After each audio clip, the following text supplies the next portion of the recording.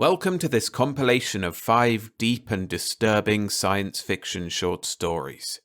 I'll be narrating The Outer Quiet by Herbert D. Kastle, The Semantic War by Bill Clothier, World of the Mad by Poul Anderson, Potential Enemy by Mack Reynolds, and The Answer by H. Beam Piper. If you find yourself enjoying the stories, please hit the like button. And you can support the channel even further by becoming a Patreon member. Not only do you help me continue narrating these amazing stories, but you get exclusive monthly novelettes by all the great authors, as well as early access to full novels like Worlds of the Imperium by Keith Laumer. So head to patreon.com/storiesfromthesky_SFF if you're interested in joining. But for now, let's get to the stories. So sit back, relax, and enjoy. The Outer Quiet by Herbert D. Kastle. Narrated by William Sky. Fear is often man's greatest enemy, but when there is nothing left to lose, there is everything to gain, and with everything to gain, where is the enemy? He lay on the cot, listening to the breathing of the 6 men who shared apartment 2B with him, and the panic fluttered deep in his stomach, threatening to break upward and out in a wild scream. He fought it by telling himself it was foolish for a man who had lived through the destruction of New York and 8 months' imprisonment to feel this way. He peered toward the window and tried to see the morning sun, not as a pale, shimmering fog, but as the bright spring yellow he knew it was. But the fog remained, no matter how many times he rubbed his eyes with saliva-wet fingers. It was as if he were seeing everything underwater, a world of shimmery, hazy objects. The panic rose again. The Conqueror's beam had done its work well, and his chances of finding Adele before death found him were now terribly small. The first punishment had brought only a slight blur, this one had almost blinded him, and it was only a matter of time before he committed the third offence. It made no difference that Conqueror Punitive assured all trainees that the degree of blindness decreased as the years went by. He knew that his third offence would come sooner than any improvement in his ability to see, and the third offence was punishable by death. Before another rush of fear could churn his brain, the morning whistle sounded. Shrill, commanding, it began each day of aimless wandering, the silent stroll over pavement connecting the 5 buildings of what had once been Brooklyn's prize housing development, a constant walk which destroyed those Americans unable to show complete obedience and turned the others into slaves. Again the whistle shrieked, and the room filled with coughs, groans, and sighs, for it was forbidden to talk. Only when one of the many rules had been broken, and a card bearing the trainee's number was found in the box outside the door, did some American get a chance to speak. He would rush instantly to the small administration building near the wall's only exit, and report to the squat, grey-uniformed conqueror known as Punitive, the only conqueror the trainees had ever seen. After an explanation of the offence in too precise English, the trainee was told to sit on the stool facing the light tube. "I obey," he would croak. In silence broken only by the hum of electric generators in the basement, the beam of piercing white light would sear his eyes. Afterwards, the assurance about the disappearing effects of the beam, then back to the streets. With only Punitive representing them, the conquerors weeded out Americans who would not or could not obey. The vaguest suggestion of communication between trainees was picked up by the detector bulbs, the see-and-hear-all devices which hung much as oversized light bulbs from the ceiling of every room, and stood like dead street lamps every 50 feet or so along the pavements. George lay a second longer, then twisted his tall, slim body erect and sprang to his feet. As he slipped into the thick stockings, high-topped shoes, and one-piece coveralls with serial number stitched in large red numerals across chest and back, he began sounding deep in his throat. This was so slight a touch of the vocal cords that no detector bulb or other trainee could hear it. But it was something more than thinking. It was listening to a voice repeating all the things that had mattered before the Conqueror's surprise attack atomized New York City. It was his fight against non-entity. "George Lowry," he said, 32, top salesman at Brady's Men's Shop, resident of Babylon, Long Island, owner of 12 North Rector Drive, husband of Adele Lowry, and today you may see her. But the last phrase stuck in his throat, and he had to repeat it several times. Even so, he couldn't convince himself that the most important part of his ritual was true, that perhaps he would see his wife as she walked the streets. 2 days ago, he had turned the breakfast table to stone by asking his neighbour to pass the water. It was nothing more than a mistake, a stupid thinking aloud. But yesterday the card had been in the door box. He had visited apartment 1A in the administration building, and, for the second time, the thin beam of light had seared his eyes. Now he was no longer sure he would be able to recognize his own wife. "George Lowry," he sounded, fighting off the panic. "George Lowry," and he turned and moved through the now empty rooms. He was last in line outside the bathroom and waited dully for his turn.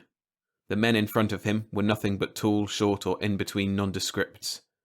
The old group, of which he was the last, had been different. They had looked at each other with meaning, with hope.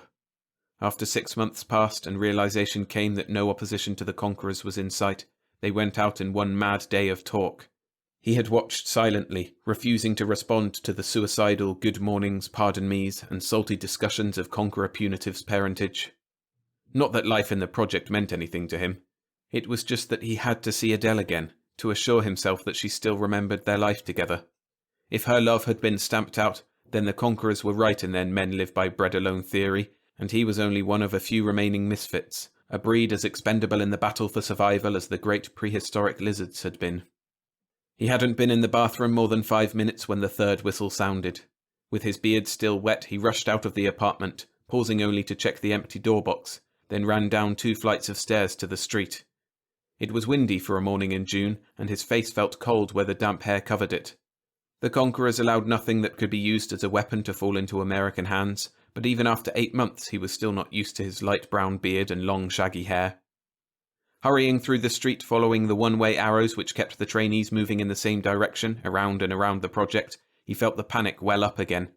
He made a wide detour of the excavation area which lay in the centre of a rough square formed by the 4 apartment houses and the administration building. This forbidden area had been the cause of his first visit to Conqueror Punitive. Some 2 months ago, right after the last shipment of fresh trainees arrived, he had seen a group of women obviously new to the project, rigid in their terror of this silent hell, walking right in the direction of the excavation. Without thinking, he had shouted a warning which stopped them from committing an offence. By the time he reached the basement of Building 2, he was gasping for breath. If the last whistle sounded before he was seated at one of the long wooden tables, it would mean the third offence. There wasn't any light beam treatment for that one, only an electrode clamped to the head and the oblivion of thousands of volts of electricity. He went down the flights of steps into the basement, which was dining room for all the male prisoners, and grasped a spoon, cup and plate from the tinware table just inside the door. The benches nearest the door were filled, but he didn't have time to go any further. Just as he plumped between 2 trainees, the whistle sounded. He sat still a moment, catching his breath, feeling the thin bodies adjust themselves away from him. Scooping some cereal from one of the centre pots, he began to eat. The first mouthful stuck in his throat, and he hastily filled his cup. But when he had gulped down the sugared water, a wave of nausea made him gag. He sat gripping the edge of the table, his head spinning. And thoughts crept into his mind, thoughts and questions he wanted to keep out. Why were the trainees being starved? If the conquerors wanted to kill them, it would be simple enough to use the quicker and less expensive method of firing squads. The training area was proof that they wanted workers for their new world. And despite the hunger which made hollow-eyed skeletons of them all, the men and women walked straighter and with definite confidence. Their lips were sealed shut, their eyes flickered observantly, their heads were always rigidly forward. Except for a few lingering misfits like himself, the group conformed as well as humans ever could. Why then the delay in releasing them, as had been promised? He screwed his eyes around and tried to see the other tables. Those even a short distance from the door were almost empty, and further into the hall they seemed deserted. He had no way of knowing the total number of men, but he was sure there weren't more than 100, out of an original 500. If the same proportion held true for the women, there were less than 200 Americans left in the project. He twisted his eyes to the person on his left. The face was that of a boy in his late teens, the beard spotty and thin. The head barely moved as he chewed. He held himself rigid. His hand moved up to his mouth in a straight line and down the same way. He ate like a machine.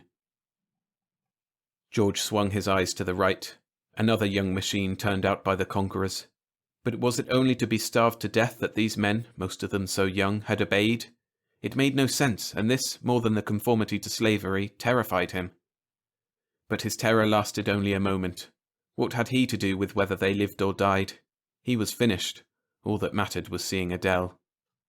He picked up his spoon and ate until the whistle shrieked its order for the walking to begin. Then he rose with utensils in hand and was carried to the door in the silent rush. As he dropped his tinware into the barrel of chlorinated water, he thought with bitter amusement that there was nothing for the conquerors to do any more.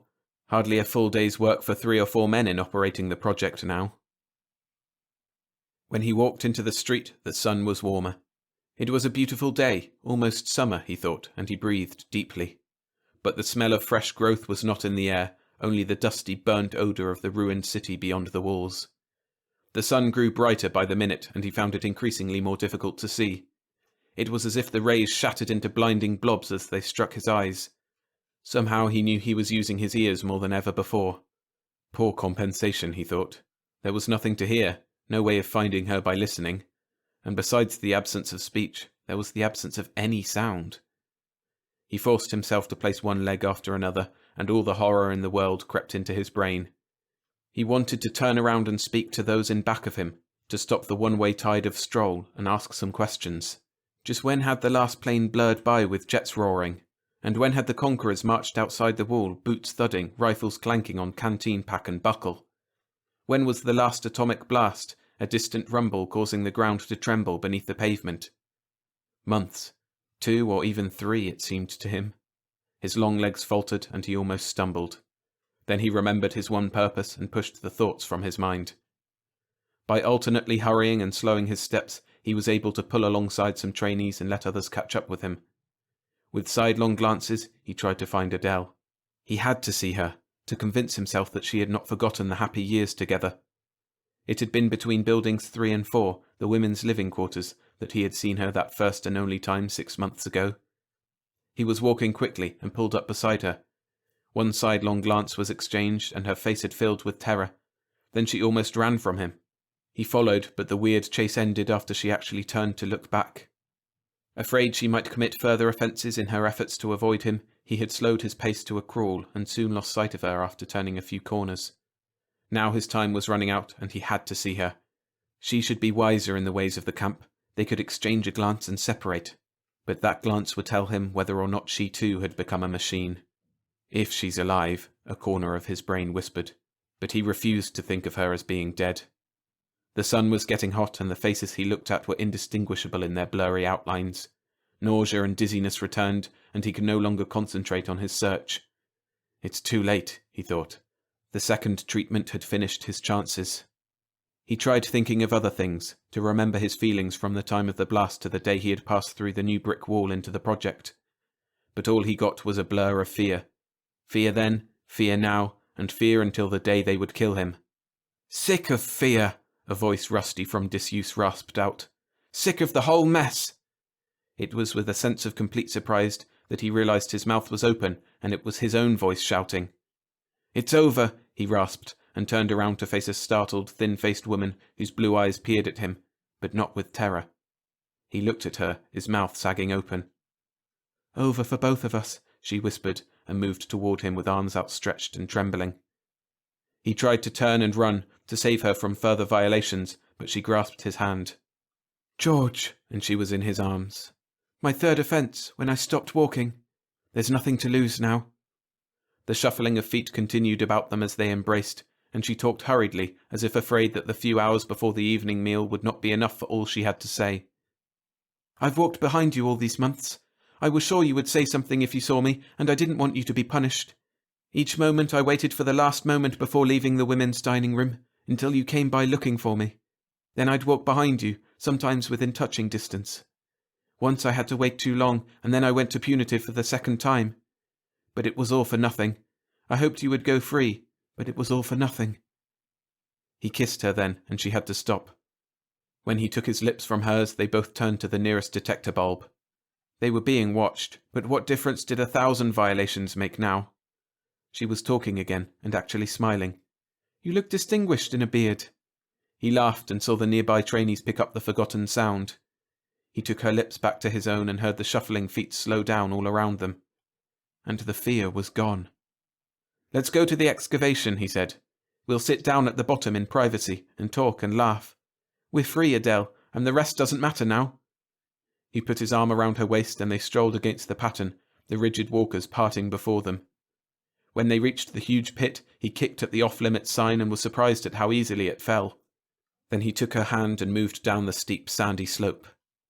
It wasn't until Adele moaned and closed her eyes tightly that he saw the bottom of the pit was covered with stones and clean white bones. The blood pounded in his temples as he stared at the piled skeletons and chemical-stained earth, and the few hours of peace was no longer enough. Adele helped him pick up stones until his hands and her cradled arms could hold no more. Bulbs, at least, could be broken. Up they climbed, and when they reached the pavement there were many trainees shuffling slowly past the spot where the sign lay.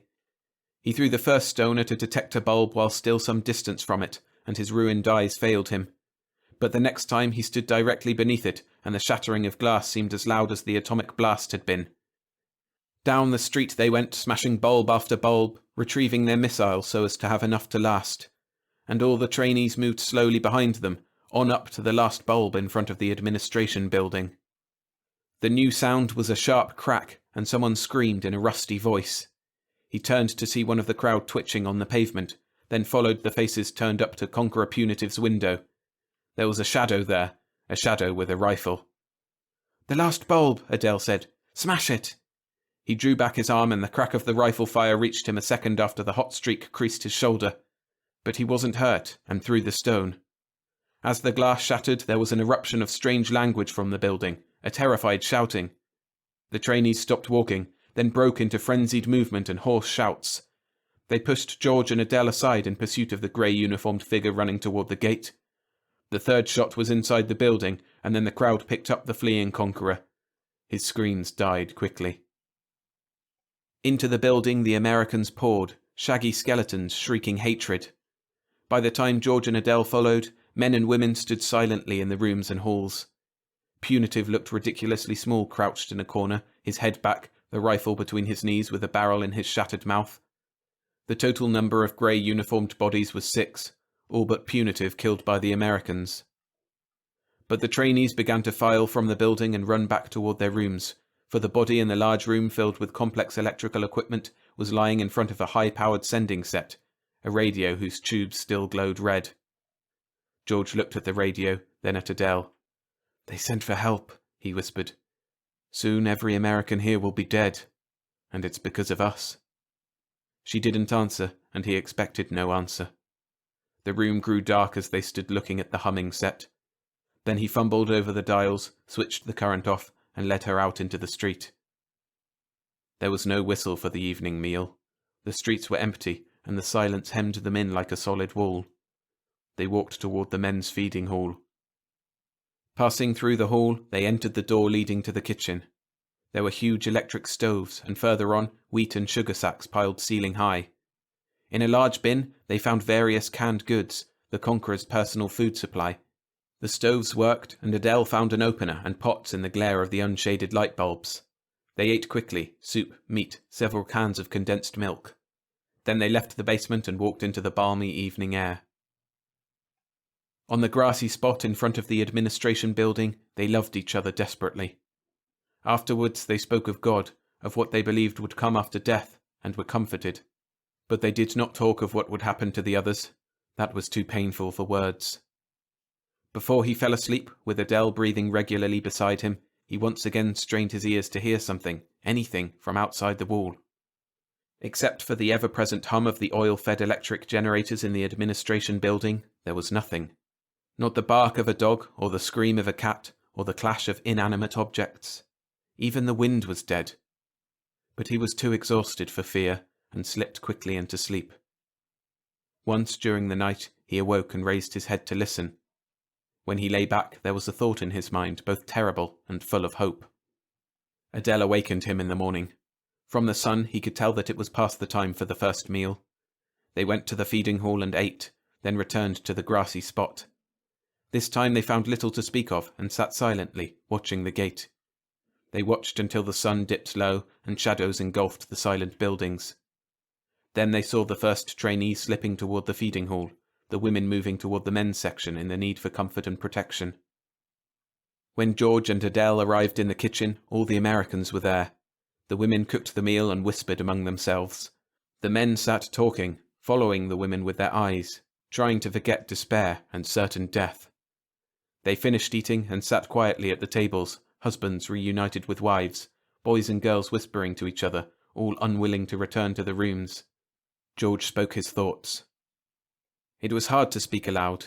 He had kept his thoughts to himself for so very long, but he managed to speak quietly and calmly. He reminded them of the tactics the aliens had used to ensure obedience, how they had held out the promise of freedom as a reward for conformity, how, backed by the fear and terror they were able to inspire with their drastic punishments, they were able to enslave all the Americans and keep them towing the mark. How they had probably felt secure in their conquest of the minds and bodies of their captives to leave the earth in the hands of a few punitives and a host of electronic gadgets. He told them, too, that the fact that no help had arrived despite the radio messages held the promise that the conquerors had no interest in Earth any longer. He assumed that they were busy elsewhere, or had merely conquered for the sheer joy of it, or that they lost interest. Any reason would suffice. The important thing was that they were free again. Free to live and laugh, to love and to hope, and to prepare a defense should the need arise. When he finished, even Adele looked at him with disbelief. But they all followed him to the administration building, and one of the young men seated himself at the radio.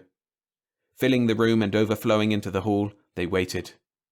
The youth knew his radios and manipulated the dials skillfully, but there was nothing except the crackle of static.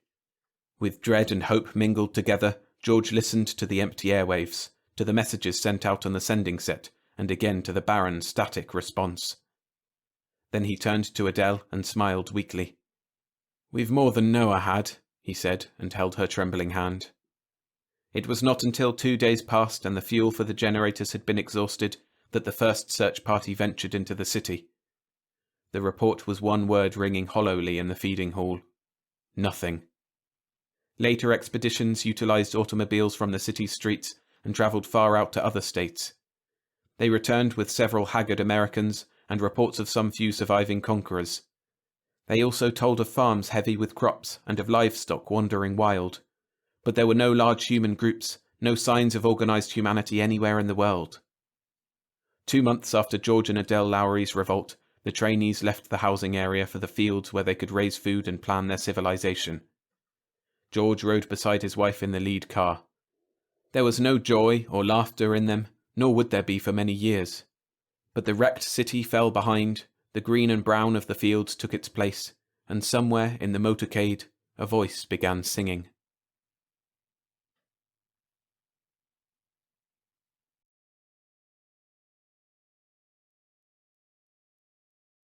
The Semantic War by Bill Clothier. Narrated by William Skye. Perhaps there have been causes for slaughter just as silly as this was, but try to find one. The rain pours down chill out of a sullen sky. My pace quickens as I try to regain the relative warmth and shelter of the cavern before I become thoroughly drenched. I cannot afford to catch a cold. All alone as I am, and with no medicine, I would stand too great a chance of a quick death. These lowering Oregon skies still hold traces of nameless disease in their writhing cloud tendrils. I am not just afraid of a cold. That would only be the key for some other malady to use and strike me down forever. I see the cave up ahead and feel a sense of contentment as I draw near and then duck inside its stony mouth. The rain hisses without, but inside it is dry. There is a heavy cowhide hanging on a peg in the wall, and I take it down and wrap it around me. Soon I will be warm. Once more I may stave off my ultimate end. Sometimes I wonder why I wish to put it off. Certainly, according to my old standards, there is no point in living. But somehow I feel that the mere fact of living is justification in itself, even for such a life as mine. I didn't always feel this way, but then circumstances change and people change with them. I changed my circumstances more than myself, but I had no alternative. So now I exist. I suppose I should be content. After all, I am alive, and in my own simple way, I enjoy life. I can remember people who asked nothing more than to be allowed to live, to exist. Ironically enough, I always considered them subnormal. I felt that a man should strive to do something that would not only perpetuate the happiness of his own life, but that of his fellow men. Something that would make life more beautiful and easier and more kind. It was with this feeling that I applied myself as a student of philosophy at Stanford University. And the strengthening of this same belief led me to take up teaching and embrace it as the only way of obtaining genuine happiness. My personal philosophy was simple. I would learn about life in all its real and symbolic meanings, and then teach it to my pupils, each of whom, I felt sure, were thirsting for the knowledge that I was extracting from my cultural environment. I would show them the meaning behind things. That, I felt, was the key to successful living. Now it seems strangely pathetic that I should have essayed such an impossible task. But even a professor of philosophy can be mistaken and become confused. I remember when I first became aware of the movement. For years we had been drilling certain precepts into the soft, impressionable heads of those students who came under our influence. Liberalism, some called it. The right to take the values accumulated by society over a period of hundreds of years and bend them to fit whatever idea or act was contemplated. By such methods, it was possible to fit the mores to the deed, not the deed to the mores. Oh, it was a wonderful theory, one that promised to project all human activities entirely beyond good and evil. However, I digress. It was a spring morning at Berkeley, California, when I had my first inkling of the movement. I was sitting in my office gazing out the window and considering life in my usual contemplative fashion. I might say I was being rather smug. I was thinking how fortunate I was to have been graduated from Stanford with such high honours, and how my good luck had stayed with me until I received my doctor's degree in a famous Eastern university and came out to take an associate professorship at the Berkeley campus. I was watching the hurrying figures below on the crosswalks and idly noting the brilliant green of the shrubbery and the trees and the lawn. I was mixing up Keats with a bit of philosophy and thoroughly enjoying myself. Knowledge is truth, truth beauty, I mused. That is all we know on earth, and all we need to know. There was a knock on my door, and I said, "Come in," reluctantly abandoning my train of thought which had just picked up Shakespeare, whom I was going to consider as 2/3 philosopher and 1/3 poet. I have never felt that the field of literature had the sole claim to Shakespeare's greatness. Professor Lilik came in, visibly perturbed. Lilik was a somewhat erratic individual, for a professor at least, and he was often perturbed. Once he became excited about the possibilities of the campus shrubbery being stunted and discoloured by the actions of certain dogs living on campus. He was not a philosophy professor, of course, but a member of the political science group. "Carlson," he asked nervously, "have you heard about it yet?" "I have no idea," I returned good-naturedly. "Heard about what?" He looked behind him as if he thought he might be followed. Then he whirled around, his sharp-featured face alight with feeling. "Carlson, the Wistic Duffels the Maradi!" And he stared at me intently, his gimlet eyes almost blazing. I stared back at him blankly. "You haven't heard?" he exclaimed. "I thought surely you would know about it.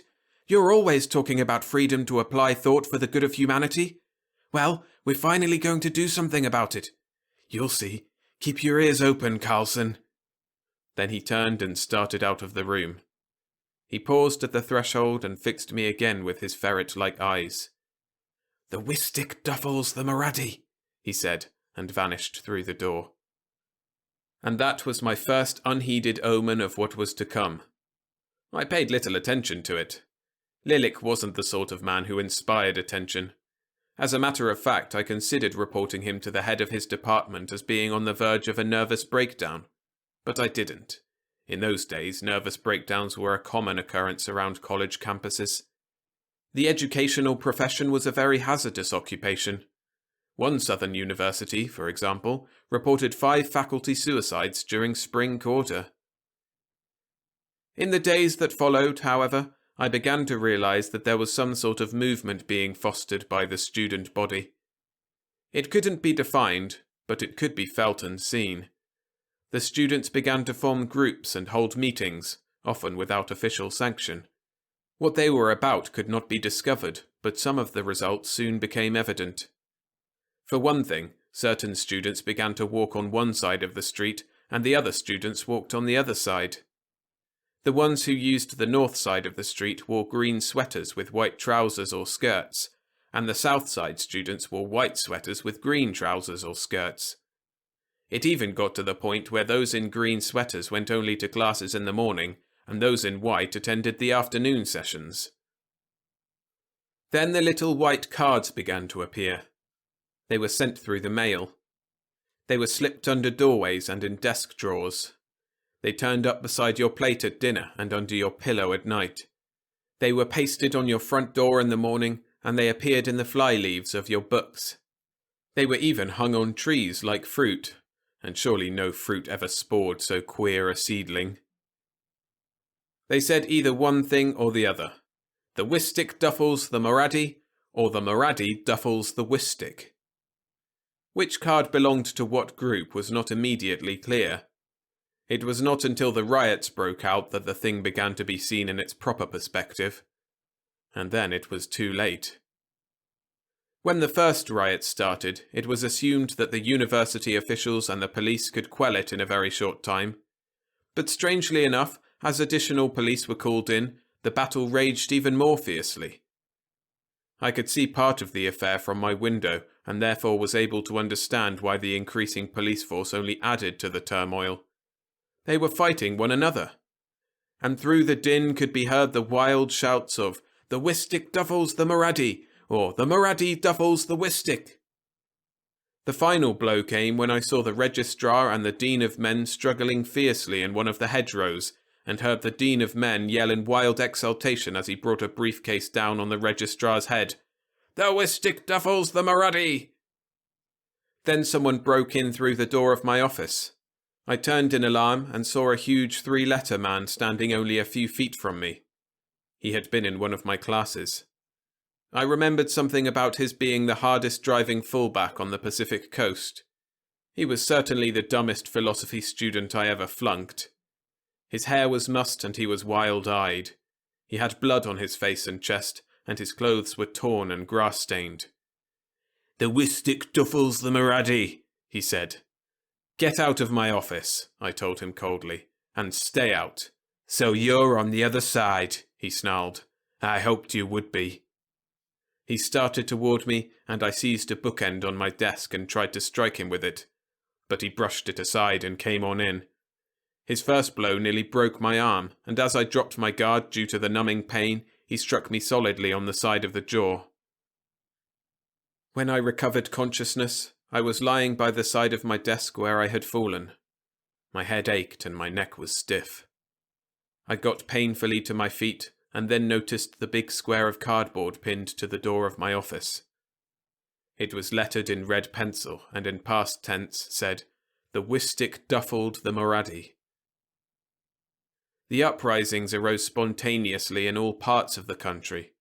They were not confined to colleges. They were not confined to any particular group. They encompassed nearly the entire population, and the fervour aroused by their battle cry, whichever one it might be, was beyond all comprehension. I could not understand either slogan's meaning, and there were others like myself. On several occasions I attempted to find out, but I was beaten twice and threatened with a pistol the third time, so I gave up all such efforts. I was never much given to any sort of physical violence. One night I went home thoroughly disheartened by the state of affairs. The university was hardly functioning.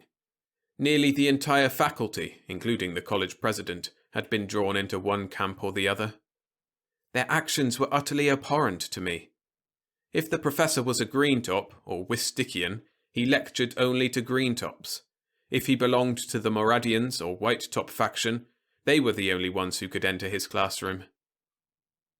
The two groups were so evenly divided that open violence was frowned upon as a means of attaining whatever end they had in view. They were biding their time and gathering strength for fresh onslaughts on each other. As I say, I went home feeling very discouraged. My wife was in the kitchen preparing dinner, and I went in and sat down at the table while she worked. The daily paper was lying on the table, its headlines loaded with stories of bloodshed and strife throughout the nation. I glanced through them. Lately there seemed to be a sort of pattern forming. East of the Mississippi, the general slogan was emerging as the Maradi duffeling the Wistic. West of the Mississippi, the Wistic was receiving the greater support. And it seemed that the younger people and the women preferred the Maradi, while elderly people and most men were on the side of the Wistic. I commented on this. My wife answered briefly, "Of course, anyone should know that the Maradi will win out."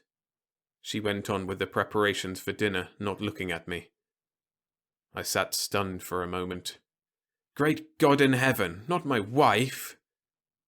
"Am I to understand that you are taking any part of this seriously?" I asked with some heat. "The whole thing is a horrible, pointless prank." She turned and faced me squarely. "Not to me. I say the Maradi will win out. I want it to, and I think you'd be wise to get on the bandwagon while there's still time." I realized she was serious. Dead serious. I tried a cautious query. "Just what does the duffellation of the Wistic by the Maradi mean?" And it made her angry. It actually made her angry. She switched off the front burner and walked past me into the living room. I didn't think she was going to answer, but she did, sort of. "There is no excuse for an egghead in your position not knowing what it means." Her voice was strained and tense. "If you had any perception whatever, you would understand what the Maradi has to give the American people. It's our only hope. And you've got to take sides. You're either for the Maradi or the Wistic. You can't take the middle way." I felt completely isolated. "Wait, I don't know what it means." "Forget it," she broke in. "I should have known. You were born, you have lived, and you will die an egghead in an ivory tower. Just remember, the Maradi duffels the Wistic." And she swept on upstairs to pack, and out of my life. And that's the way it was. Whatever malignant poison had seeped into the collective brain of the nation, it was certainly a devastating leveller of all sorts of institutions and values. Wives left husbands and husbands left wives. Joint bank accounts vanished. Families disintegrated. Wall Street crumpled. Developments were swift and ominous. The army split up into various groups. Most of the enlisted men favoured the Maradi, but the officers and older non-coms pledged the Wistician faith. Their power was sufficient to hold many in line, but a considerable number in the lower ranks deserted and joined forces with the Maradians, who held the eastern half of the country. The Wistics ruled the western half with an iron hand, and all signs pointed towards civil war. Labour and military authorities conscripted the entire population, regardless of age, sex, or religious convictions. For my own part, I slipped away from the campus and fled north into the Oregon mountains. It was not that I was afraid to fight, but I rebelled at the absolute stupidity of the whole thing. The idea, fighting because of a few words. But they did. The destruction was frightful. However, it was not as bad as many had thought it would be. The forces of the Wistic levelled the city of New York, true, but it took 3 H-bombs to do the job instead of 1, as the Air Force had claimed. In retaliation, San Francisco and Los Angeles were destroyed in a single night by cleverly placed atom bombs smuggled in by a number of fifth columnist wives who gained access to the cities under the pretext of returning to their husbands. This was a great victory for the Maradians, even though the women had to blow themselves up to accomplish their mission. The Maradian forces were slowly beaten back toward the Atlantic shores. They were very cunning fighters, and they had youthful courage to implement that cunning. But their overall policy lacked the stability and long-range thinking necessary to the prosecution of total war. One day they might overrun many populous areas, and the next day, due to the constant bickering and quarrelling among their own armies, they would lose all they had won, and more too. Finally, in desperation, they loosed their most horrible weapon, germ warfare. But they forgot to protect themselves against their own malignity. The Semantic war ground to a shuddering halt. The carrion smell of death lay round the world. The duffellation of the Wistic and the Maradi. So here I am, scuttling around in the forests like a lonely pack rat. It is not the sort of life I would choose if there were any other choice. Yet life has become very simple. I enjoy the simple things, and enjoy them with gusto. When I find food that suits my stomach, I am happy. When I quench my thirst, I am happy. When I see a beautiful sunset from one of my mountain crags, I am happy. It takes little when you have little, and there have been few men who have had less.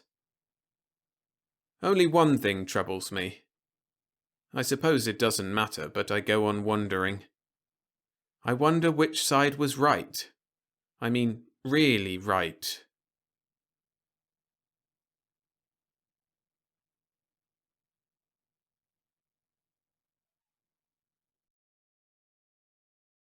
If you're enjoying these stories, remember to hit the like button to support the channel. Thanks. World of the Mad by Poul Anderson. Narrated by William Skye. Before we get into the story, a quick content warning. This story is generally quite intense and contains a potentially upsetting scene related to childbirth. The scene is brief and neither extreme nor gratuitous, so for most people it should be alright, but if that's something that might disturb you, this is a story to avoid. I have many other great options on the channel that you can listen to instead. With that out of the way, let's begin. Langdon had found immortality on the planet Tanith. Naturally, he wanted his wife to share it, if he could prevent her from going insane first. He walked slowly through the curling purple mists, feeling the ground roll and quiver under his feet, hearing the deep-voiced rumble of shifting strata far underground. There were voices in the fog, singing in high, unhuman tones, and no man had ever learned what it was that sang, for could the wind utter sounds so elfishly sweet, almost words that haunted you with half-understanding of something you had forgotten and needed desperately to remember? A face floated through the swirling mist. It was not human, but it was very beautiful, and it was blind.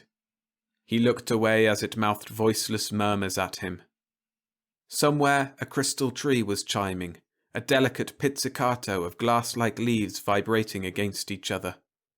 The man listened to it, and to the low muttering of the earth, for those at least were real, and he was not at all sure whether the other things were there or not. Even after 200 years, he wasn't sure.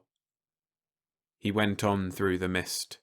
Flowers grew up around him, great fragile laceries of shining crystalline petals that budded and bloomed and died even as he walked by. Some of them reached hungrily for him, but he sidestepped their groping mouths with the unthinking ease of long habit. Compasses didn't work on Tanith, and only a few men could even operate a radio direction finder, but Langdon knew his way and walked steadily ahead. His sense of direction kept rotating crazily. It insisted he was going the wrong way. No, now the house lay over to the right. No, the left, and a few paces straight up. But by now he had compensated for that. He didn't need eyes or kinesthetic sense to find his way home. There was a new singing in the violet air. Langdon checked his stride with a sudden eerie prickling along his spine. The mist eddied about him, thick and blinding, but now the city was growing out of it.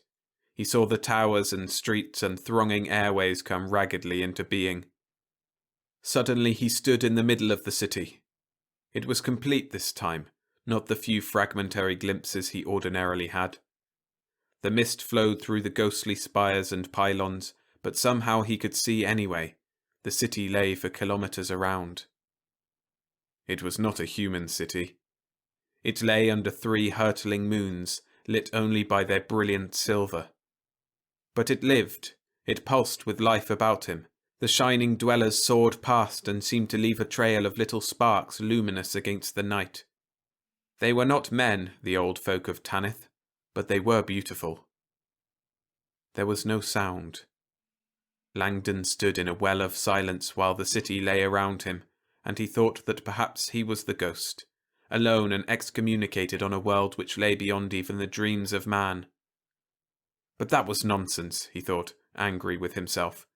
It was simply that temporal mirages transmitted only light, not sound.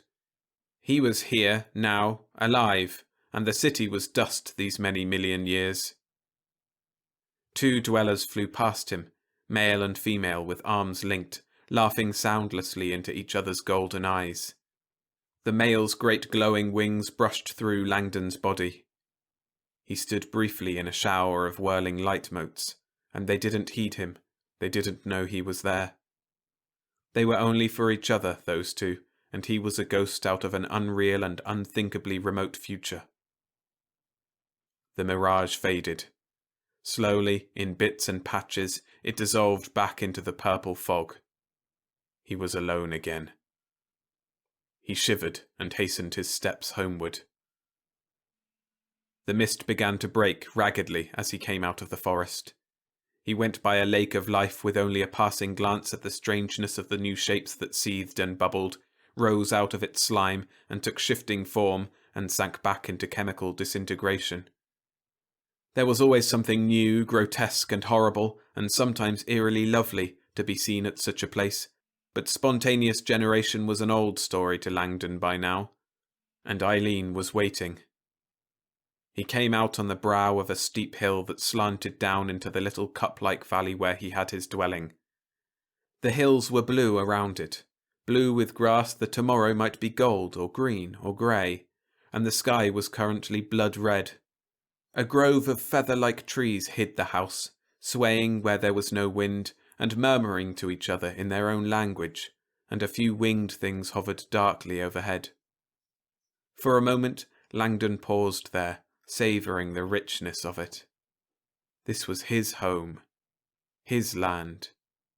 Back on Terra, they had forgotten the fullness that came with belonging to the earth, but the men who colonised among the stars remembered. Looking back, Langdon thought that the real instability and alienness was in the solar system. Men had no roots there, and it was a secret woe in them and made them feverish and restless, eager to taste from all cups, but shuddering away from draining any one. On Tanith, thought Langdon with a quiet sort of exultation, a man drank his cup to the bottom, and there were many cups, or, if only one, it was never the same and could never be emptied. For a man on Tanith did not grow old. Suddenly he stiffened, and a psyche feeder swooped low to absorb his furiously radiated nervous energy. The reaction of it eddied in his mind as a chilling fear. Angrily, without having to think about it, he drove the creature off with a jaggedly pulsed mental vibration and remained standing and listening. Someone had screamed. It came again, distorted by the wavering air, hardly recognisable to one who had not had time to adjust to Tanith, and it was Eileen's voice. "Joe! Joe! Joe! Help!" He ran, scrambling down the unstable hillside with his mist-wet cloak flapping behind him. A sword plant slashed at him with its steely leaves. He swerved and went on down into the valley, running, leaping, a bounding black shadow against the burning sky. Static electricity discharged in crackling blue sheets as he tore through the grove, hissing against his insulating clothes and stinging his face and hands. Something floated through the dark air, long and supple and dripping slime, grimacing at him with its horrible wet mouth. Another illusion or mirage, he thought somewhere in the back of his mind. They no longer bothered him. In fact, he'd have missed them if they never showed up again. But Eileen? The cottage nestled under the tall, whispering trees, a peak-roofed stone building in the ancient style that Langdon had thought most appropriate to the enchanted planet. There was little of terror about it after its century and a half of existence. It was covered with fire vines over which danced the seeming of little flames. Luminous flying creatures nestled against the doorway, and he had never found the cause of the dim, sweet singing he could always hear around it. The door stood ajar, and Eileen was sobbing inside. Langdon came in and found her huddled on a couch before the fireplace, trembling so that it seemed her body must be shaken apart, and crying. He sat down and put his arms about her and let her cry herself out. Then he remained for a while, stroking her hair and saying nothing.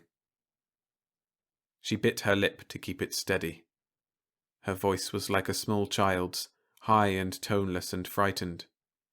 "It bit," she said. "It was an illusion," he murmured. "No, it bit at me. And its eyes were dead. It came out of the floor there, and it was all in rags." "You had an illusion frighten you," he said. "A psyche feeder flying nearby caught your increased nervous output, drew on it, and that of course frightened you still more. They're easy to drive away, Eileen. They don't like certain pulse patterns. You just think of them the way I showed you." "It was real," she insisted quietly, with something of a child's puzzlement that anything should have wanted to hurt her. "It was black, but there were greys and browns and red too. And it was ragged." He went over to the cupboard and got out a darkly glowing bottle and poured 2 full glasses. "This'll help," he said, trying hard to smile at her. "Prosit." "I shouldn't," said Eileen, still shakily but with some return of saneness. "Junior." "Junior won't take harm from a glass of wine," said Langdon. He sat down beside her again, and they clinked goblets and drank. The fire wavered ruddily before them, filling the room with warm, restless light and with dancing shadows from which Eileen looked away. "I'll get an electronic range installed soon," said Langdon, trying to fill the silence with trivia. "It can't be convenient for you cooking on an ancient-style stove." "I thought they didn't work on Tanith. Electronics, I mean," she answered with the same effort of ordinariness. "Not at first, with the different laws prevailing here.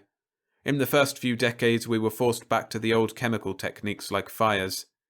That's one reason so few colonists ever came, or stayed long if they did come. But bit by bit, little by little, we're learning the scientific laws and applying them. They've had all the standard household equipment available here for a century, I guess, but by that time I'd already built this place and liked my own things, fires and stoves and all the rest, too well to change. But now that I've got a wife to do my housekeeping, I ought to provide her with conveniences. In fact, I should have done so right away." "It isn't that, Joe," she said. "I'd have squawked long ago if those little things made any difference. I like handling things myself rather than turning them over to some robot. It's fun to cook and get wood, but Joe, it's no fun when a thing rises out of the steam and screams at you. It's no fun when electric sparks jump over the house and all of a sudden there's only fear. The whole place is choked with fear." She shuddered closer against him. "This place is haunted," she whispered. "The laws of nature are a little different," he answered as calmly as he could. "But they are still laws. Tanith seems like a chaos, governed by living spirits and most of them malignant, only because you don't see the regularity. Its pattern is too different from what you're used to. Terra herself must have seemed that way to primitive man before he discovered order in nature. Our scientists here are slowly finding out the answers. Talk to old Chang sometime, he can tell you more about it than I. But I can see the order now, a little of it, and it's a richer and deeper thing than the rest of the universe." "And you live forever." He gripped her shoulders and looked into her wide eyes. He had to expel the demons of terror from her. A woman 5 months pregnant couldn't go on this way. He was suddenly shocked by how thin she had grown, and she never stopped shivering under his hands. "You won't grow old," he said slowly. "We'll be together forever, Eileen, and our children won't die either." She looked away from him, and sudden bitterness twisted her mouth. "I wonder," she said thinly, "whether immortality is worth having on this planet." Suddenly she stiffened, and her lips opened to scream again. Landon forgot the hurt of her words and looked wildly about the room. But there was only the furniture and the firelight and the weaving shadows. Inside the blood-red windows the room was sane and real and human. Eileen shrank against him. "It's over there," she gasped. "Over in that corner, creeping closer." Langdon's face grew bleak, and there was a desolation rising in him. Illusions of one sort or another were part of daily life on Tanith, but they had reality in that they were produced by physical processes and more than one person could perceive them. But hallucinations were another story. He thought back over 200 years to the first attempts to colonize. Of an initial 300 or so, over 2/3 had left within the first 3 years, and many of them had been insane when the ships took them home. Men came to Tanith and stayed if they could endure it. But if they couldn't, and tried to stay anyway, they soon fled from the unendurable madness of its reality to a safer and more orderly madness of their own. From what he had heard, few of them were cured again, even back on Terra. "I've got to see Chang," he said. The colonists on Tanith tended to live well apart from each other, and unless they owned the new televisors designed especially for the planet, their only contact was physical. Once a month or so he would go to the planet's one town for supplies and a mild spree, and somewhat oftener he would spend a while at another house or have guests himself. But most of the time he had been alone. And as a man grew older, without loss of physical and mental faculties, he found more and more within himself an unfolding inward richness which none of the short-lived would ever appreciate or even comprehend. He had less need of other men to prop him up. Or perhaps it was simply that the wisdom, the fullness which came with immortality, made a little of the other colonists' company go a long ways. There was no denying it. Eileen's 23 years of life could not compare with Langdon's 200 or more. She was like a child, thoughtless, mentally and physically timid, ignorant, essentially shallow. But I love her, and I can afford to wait. In 50 or 100 years she'll begin to grow up. In 200 or so, we'll begin to understand each other. As our ages increase, the absolute difference between them will become proportionately insignificant. An immortal learns patience. I can wait, and meanwhile I love her very dearly." "What do you have to see him about?" asked Eileen. "Us," he answered bluntly. "Our situation. It isn't good." "No," she whispered. "Can't you learn that there's nothing to fear on Tanith?" he asked. "Death itself, the greatest dread of all, is gone. We've eliminated all actually dangerous life in the neighbourhood of our settlements. There are things that can be annoying, the sword plants, the psyche feeders, the static discharges, but it's no trick to learn how to avoid them. Nothing here can hurt you, Eileen." "I know," she said hopelessly, "but I'm still afraid. Day and night I'm afraid. There are worse things than death, Joe." "But afraid of what?" "I don't know. Fear itself, maybe. How do I know something won't suddenly be deadly? But I'm not afraid of death. Even with the baby, I wouldn't be afraid of wild beasts or plague or anything that I could understand." She shook her shining head slowly. "That's just it, Joe. I don't understand this planet. Nobody does. You don't. You admit it yourself." "Someday I'll know it." "When? 1,000 years from now?" "1,000 years of horror, Joe. Some of those things are so hideous I think I'll go mad when they appear." "A deep-sea fish on Terra is hideous." "Not this way. These things aren't right. They can't exist, but still there they are, and I can't forget them, and I never know when they'll appear next or what they'll be this time." She checked herself, gulping. "This is a very beautiful world," he said stubbornly. "The colours, the forms, the sounds, none of them are right. Grass may look just as well when it's red or blue or yellow, but it shouldn't be all of them at different times. The sky is wrong, the trees are wrong. Those hideous lakes of life and the things in them, obscene. Those voices singing out in the mists, nobody knows what they are. Those images of things 100 million years dead, and the faces and the whisperings, and there's always something watching and waiting and moving just a little outside the corner of your eye. Oh, Joe, Joe, this planet is haunted." She sobbed in his arms with a rising note of hysteria that she couldn't quite suppress. He looked grimly over her shoulder. A swirling, chiming mist of colour formed on one corner of the room, amorphous stirrings within it, a sudden shining birth that laughed and jeered and slipped out through the wall. He remembered that he had been frightened and repelled when he first came here. But not to this degree, and he soon got over it. Now, even while Eileen wept, he admired the shifting pulse of colours, and his heart quickened to the elfin bells. Terran music sounded wrong to him after 200 years of the sounds of Tanith.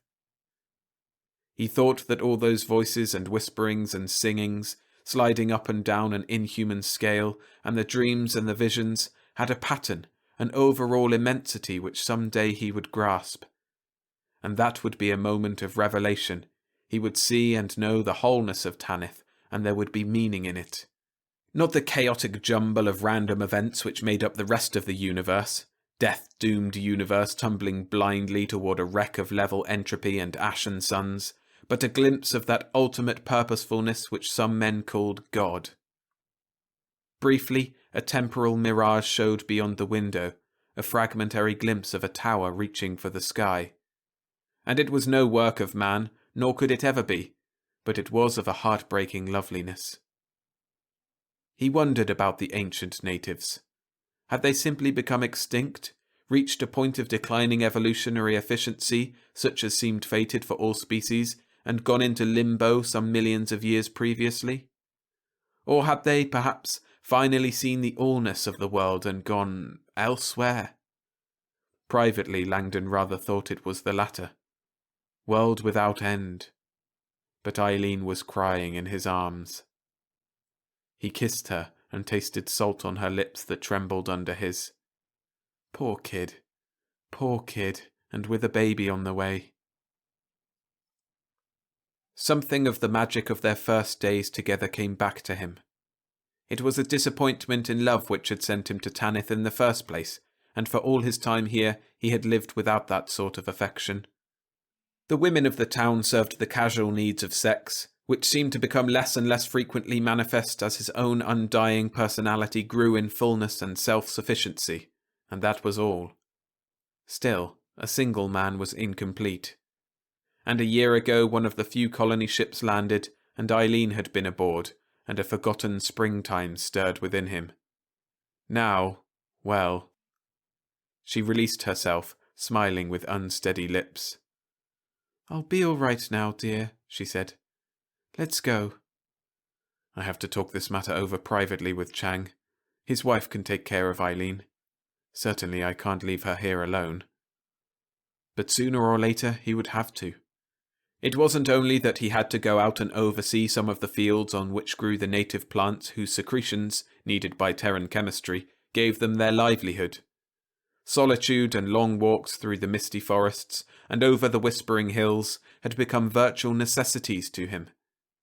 He had to get away and think, the mighty thoughts of an immortal which no Terran could ever comprehend in his pathetic lifetime were being gestated in his brain.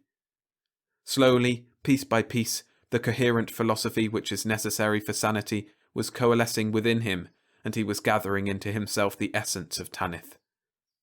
Some day, perhaps 1,000 years hence, he would know what it was that haunted him now.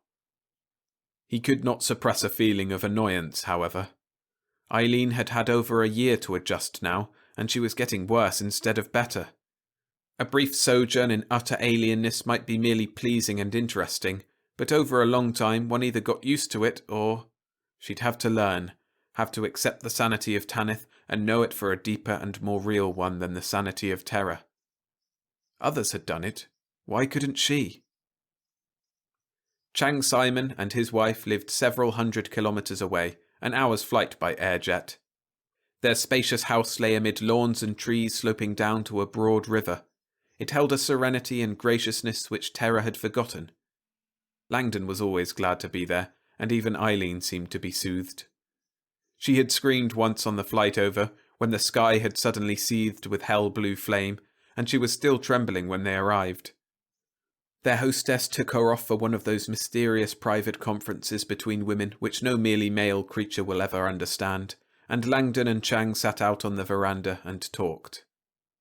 The Chinese had been in his 50s when he came, one of the first load of colonists, and Tanith could not restore lost youth. But a healthy middle age had its own advantages. It conferred a peace and depth of mind more rapidly than an endlessly young body would permit. In the solar system, Chang had been a synthesist, taking all knowledge and its correlation as his field of work, and he had come to Tanith in some of Langdon's mood of abandonment, futile to attempt the knowing and understanding of all things when life had flickered out in 100 years. But as an immortal synthesist... The two men sat in the long twilight, saying little at first. It was good just to sit, thought Langdon, to let a glass of wine and a cigar relax tensed muscles while the dusk deepened toward night. At such times he felt more than ever drawn into the secret whole which was Tanith.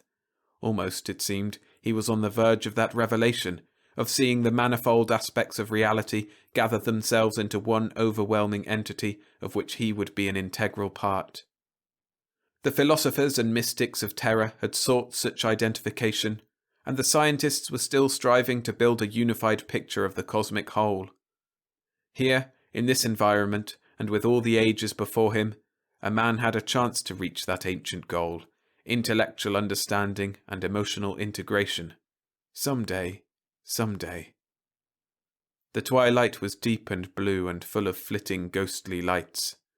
The feathery trees murmured to each other in a language of their own, and down under the long slope of dew-shining grass the river gleamed with shifting phosphorescence. Something was singing in the night, an eerie wavering scale that woke faint longings and dreads in men and set them straining after something they had once known and forgotten. Overhead, the million thronging stars of galactic centre winked and blazed through the flickering aurora. One of the moons rose, trailing golden light through the sky. A wind blew through drifting clouds, and it seemed as if the wind had language too, and spoke to the men, if they could but understand it. Chang said at last, slowly and heavily, "I don't know how she got past the psychologists on terror." "Eileen?" asked Langdon unnecessarily. "Of course." The older man was a shadow in the dusk, but the red tip of his cigar waxed and waned as he drew on it for comfort. "Somebody blundered. Or, wait, perhaps it was only that. While she was fundamentally stable, the otherness of Tanith touched some deep-seated psychological flaw in her, something that would never appear under any other environment." "I don't quite know the system," said Langdon. "What do they do back at Sol?" "The first attempts at colonization showed that only the most stable personalities could adapt to, or even survive, the apparent instability of this planet. There aren't many who want to come here at all, of course, but our planetary government maintains a psychological staff in the more important worlds of the galaxy to check those who do apply. They're supposed to weed out all who couldn't take the strangeness, and so far it's been very successful. Eileen is the first failure I know of." Something cold seemed to close around Langdon, and then he realized wryly he was skirting the main issue, afraid to face it. "I wonder if we really have the right to keep secret the fact that there is no death here," he said. "It was a hard decision to make," answered Chang, "but leaving the morals of it aside, it was the only practicable way. Suppose it were generally known that this one place, in all the known universe, has no age. Imagine all who would want to come here. The planet couldn't hold a fraction of them. Even as it is, we have to space births very carefully, lest in a few centuries we crowd ourselves off the world. Furthermore, the unstable social environment produced by such an influx of colonists, most of whom couldn't stand the place anyway, would delay, perhaps ruin, the research by which we hope to find out why life does not grow old here. When we have that answer, and can apply it outside this region of space, all the galaxy will have immortality. But until then, we must wait." He shrugged, a dim movement in the shining night. "And immortals know how to wait. So instead we simply accept colonists who agree to stay here for life, and then once they get here they're told how long that life will be." "Yes. Actually, the miracle is that the first colonists stayed at all, after most had fled or gone insane. After all, it was 10 or 20 years before we even suspected the truth. A world as alien as this was settled only because planets habitable to man and without aborigines are hard to find. Since then, many more such worlds, normal ones, have been discovered, and few people care to risk madness by coming here. Tanith is an obscure dominion of the Galactic Union, having a certain scientific interest because of its unique natural laws, but not too great even there, when science has so many other things to investigate just now. And we're quite content to remain in the shadow." "Of course." Langdon looked up to the swarming stars. A sheet of blue auroral flame covered them for a moment. He asked presently, "How much further have our scientists gotten in explaining the phenomenon?" "We've come quite a ways, but progress has been mostly in highly technical fields of mathematical physics. You'll have to take a decade or two off soon, Joseph, and learn that subject. Briefly, we do know that this is a region of warped space, similar to those in the neighborhood of massive bodies, but of a different character. As you know, natural constants are different in such regions from free space. Phenomena such as gravitation and the bending of light appear. This is another sort of geometric distortion, but basically the same. It produces differences in optics, in thermodynamics, in psi functions, in almost everything. The very laws of probabilities are different here. As a result, the curious phenomena we know appear. Many of them, of course, are simply illusions produced by complex refractions of light and sound waves. Others are very real. The time axis itself is subject to certain transformations which produce the temporal mirages. And so it goes. Yes, I know all that. But what causes the warp itself? We're not sure yet, but we think it's an effect of our being near the galactic center of mass, together with... No, it would take me a week to write out the equations, let alone explain them. There was a comfort in impersonal discourse, but it was a retreat from more immediate problems. Langdon fairly rapped out the question. "How close are you to understanding why we are immortal?" "Not at all close in detail," said Chang. "We think that it's due to the difference in thermodynamic properties of matter I mentioned just now, producing a balance of colloidal entropy. Well, elsewhere life is metastable and can only endure so long. Here it is the natural tendency of things, so much so indeed that life is generated spontaneously from the proper chemical mixtures such as occur in many of the lakes and pools hereabouts. In our own bodies there is none of that tendency toward chemical and colloidal degradation, which I think lies at the root of aging and death. But that's just my guess, you know, and biological phenomena are so extraordinarily complex that it will probably take us centuries to work it out. After all, we haven't even settled all the laws of Tanith's physics yet."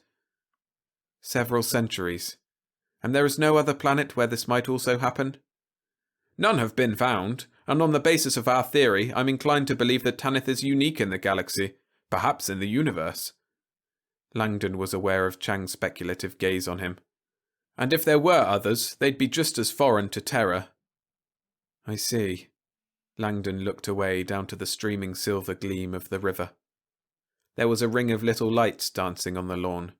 He could hear the tinkle of elfland bells, and he thought he could see glowing wings and lithe light forms that were not human, but very lovely. "You were thinking of moving away?" asked the synthesist at last. "Yes. I hated the thought, but Eileen, well, you saw her. And you remember those first colonists?" "I do. She is exhibiting all their symptoms. She can't stand the unpredictability of her environment, and she can't adjust her scale of values enough to see the beauty in what to her is wrong and horrible." In the vague golden light, Langdon thought he glimpsed a grim smile on the other man's face. "Perhaps she is right, Joseph. Perhaps it takes someone not quite sane by the rest of the galaxy's standards to adjust to Tanith." "But can't she see? I've told her." "Intellectual understanding of a problem never solves it, though it may help. Eileen takes your word for these being purely natural phenomena. She's not superstitious. It might help if she were, because explaining the horror doesn't lessen it to her. Man is not a rational animal, Joseph, though he likes to pretend he is." "Can't she be helped? Psychology?" "No." The old voice held pity, but it did not waver. "I've studied such cases. If you keep her here much longer, she'll have a miscarriage and go insane. The insanity might be curable back at Sol, or it might not, but as soon as she returned it would come again.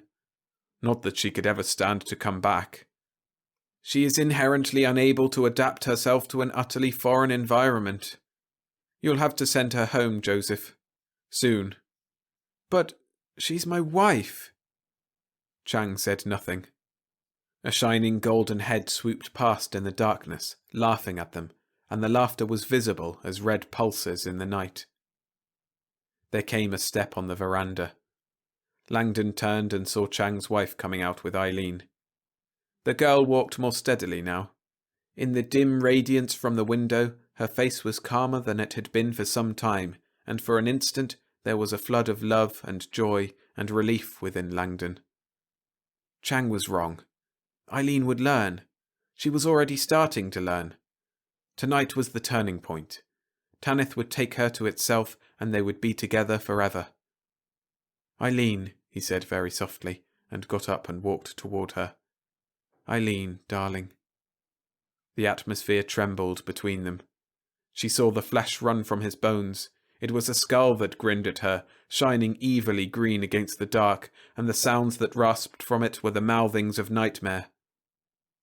Somewhere, far back in the depths of her mind, a little cool voice told her that there was nothing to be afraid of, that it was a brief variation in optical and sonic constants, which would pass away, and then Joe would be there. But the voice was drowned in her own screaming. She was screaming for her mother to come and get her. It was a nightmare, and she couldn't wake up.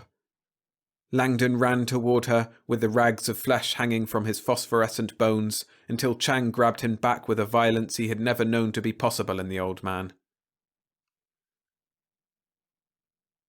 There was a storm outside. The cottage shook to a fury of wind, and was filled with its noise and power. They had a fire going, and its restless glow played over the room and beat against the calm white light of Flora tubes, but it could not drive out the luminousness beyond the window. "Pull the shades," asked Eileen.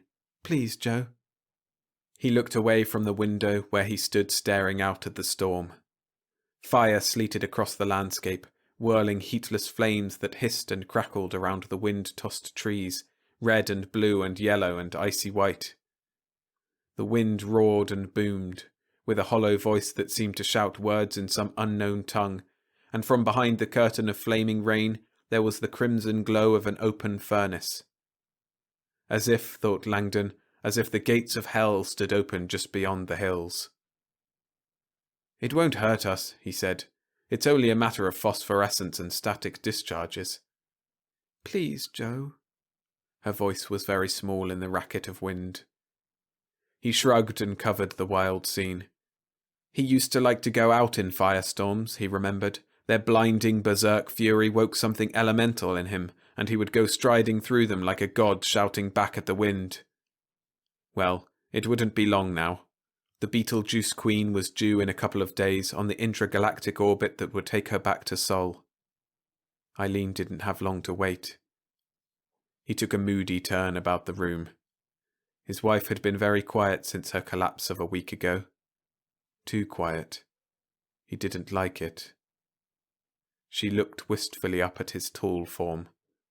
He thought that she looked pathetically small and alone, curled up, almost crouched in the big armchair. Like a very beautiful child, too thin and hollow-eyed now, but beautiful. A child. She has to go. She can't live here. And well, if she goes, it will be like a death within me. I love her. "I remember winter storms on Terra," said Eileen softly. "It would be cold and dark, with a big wind driving snow against the house. We'd come inside, cold but warm underneath with being out in it, and we'd sit in front of a fire and have hot cocoa and cheese sandwiches. If it was around Christmas time, we'd be singing the old songs." The wind yammered, banging on the door. A stealthy shape of light and shadow wavered halfway between existence and non-existence over in a corner of the room. Eileen's voice trailed off, and her eyes widened, and there was a small dry rattle in her throat. She gripped the arms of her chair with an unnatural tension. Langdon saw it and came over to sit beside her on one arm of the chair. Her hand closed tightly around his, and she looked away from the weaving shape in the corner. "You were always good to me, Joe," she murmured. "How could I be anything else?" he asked tonelessly. There was a new voice in the storm now. A great belling organ was crying to him to come out. Tanith was dancing in a sleet of fire just beyond the door. "I'll miss you," she said. "I'll miss you very much." "Why should you? I'll be along." "Will you, Joe?" "I wonder. I can't ask it of you. I can't ask you to trade 1,000 years of life, or 10,000, or 1,000,000, for the little 60 or 70 you'll have left out there. I can't ask you to leave your world for mine. You'll never be at home on Terra." He smiled without much mirth. "It's a trite phrase," he said, "but you know I'd die for you." "I don't doubt that, Joe. But would you live for me?" He kissed her to avoid answering. "I don't know. I honestly don't know. It isn't so much a question of losing immortality, though God knows that means a lot. It means more than any mortal will ever know. It's that I'd be losing Tanith." He thought of Sol, Sirius, Antares, the great suns and planets of the galaxy, and could not keep from shuddering. Drabness, deadness, colourlessness, meaninglessness. Life was a brief blind spasm of accident and catastrophe, walled in by its own shortness and the barren environment of a death-doomed cosmos. Too small to achieve any purpose, too limited even to imagine a goal, it flickered and went out into an utter dark. Tomorrow and tomorrow and tomorrow creeps in this petty place from day to day, to the last syllable of recorded time, and all our yesterdays have lighted fools, the way to dusty death. The storm sang outside, and he heard music and lure and enchantment. It was not a discord. After 2 centuries he could hear some of the tremendous harmony. After another while he might begin to understand the song. If he stayed, if he stayed. Eileen. His face twisted. She saw it, and pain bit at her, but there was nothing she could say. He began pacing, and his mind took up the weary track of the past week. Logic. Think it out like a rational being. Eileen had to go. But he could stay, and she would understand insofar as any mortal could. Somewhere else, back in the solar system, or on some other of man's many planets, she would find another husband who could give her all his heart. Which I could never do, because I love Tanith. She would come to think of me as dead. She would hold him dear for the brief span of their lives. She'd be happy. And maybe some day she'd send the child back to me. As for himself, well, the initial pain of separation would be hard to take, but he had an immortal's endurance. Sooner or later the longing would die, and there would be another woman some day on one of the colony ships whom he could love and take to wife forever. He could wait. He had all time before him. And he would be on Tanith. And there would be his friends. He thought of the utter loneliness that waited for him in the galaxy. 200 years was a sizable draught of eternity. He had acquired enough of the immortal's viewpoint and personality to find the short-lived completely alien. He could never know more than the most superficial comradeship with even the oldest of those who were younger than he. He could never be close to his wife. She would occupy only the smallest part of the emptiness within him, because before she had grown enough to match him, they would both be dead. We'll die, go down in the futility of the universe, and Tanith will go on. I might have been a god, but I'll go down in dust and nothingness. No one will have gotten any good of me, unless I stay. The wind called and called. Eileen was right. I'm not afraid to die, but I am afraid to live in the way she must. Horribly afraid. But I love her. 50 years hence there'll be another woman. But I love Eileen now. Round and round, a crazy roaring whirlpool swinging and crashing toward madness. His thoughts were running in a meaningless circle. The familiar landmarks flickered by with ghastly speed in that devil's race. The room wavered before him. He snarled with sudden inarticulate rage and grabbed his insulating cloak and rushed out the door. Eileen shrank back in her chair. He was gone. She was alone now, and all the powers of Tanith were rising up against her. The wind hooted and whistled, piping down the chimney and skirling under the eaves. The blind lifted to an invisible force, and she saw the red flames of hell blazing outside. The flora globes flickered toward extinction, darkness closed down, but it was full of dancing light and glimmering shapes that jibed and jeered and spun closer to her. The room began to whirl, faster and faster, a tipping, tilting saraband on the edge of madness. All the old forgotten powers of night and dark and hell were abroad, whirling on the wind and slamming against the door and banging their heels on the roof. They rose out of the floor and seeped from the walls and the air. Fire danced around them, and they neared her, crying something that she knew would drive her mad when she understood it. "Joe! Joe! Joe! Mother! God!" Joe was gone out into the storm. Mother was dead these many years. God had forgotten. And the powers closed in, laughing at her, and mocking, and whispering what she could not stand to hear, and there and around and around and around and around and around, down, down, down, down, into darkness. Langdon did not hear her scream the first time. He stood in the living torrent of light. Fire streamed about him and dripped from his hands. His hair crackled with static electricity, and the wind sang to him. It filled him, the song of the wind, the song of Tanith. He was lost in it, whirled up in a great singing, joyous laughter. He knew. In another moment he would know, he would be part of the allness and have peace within him.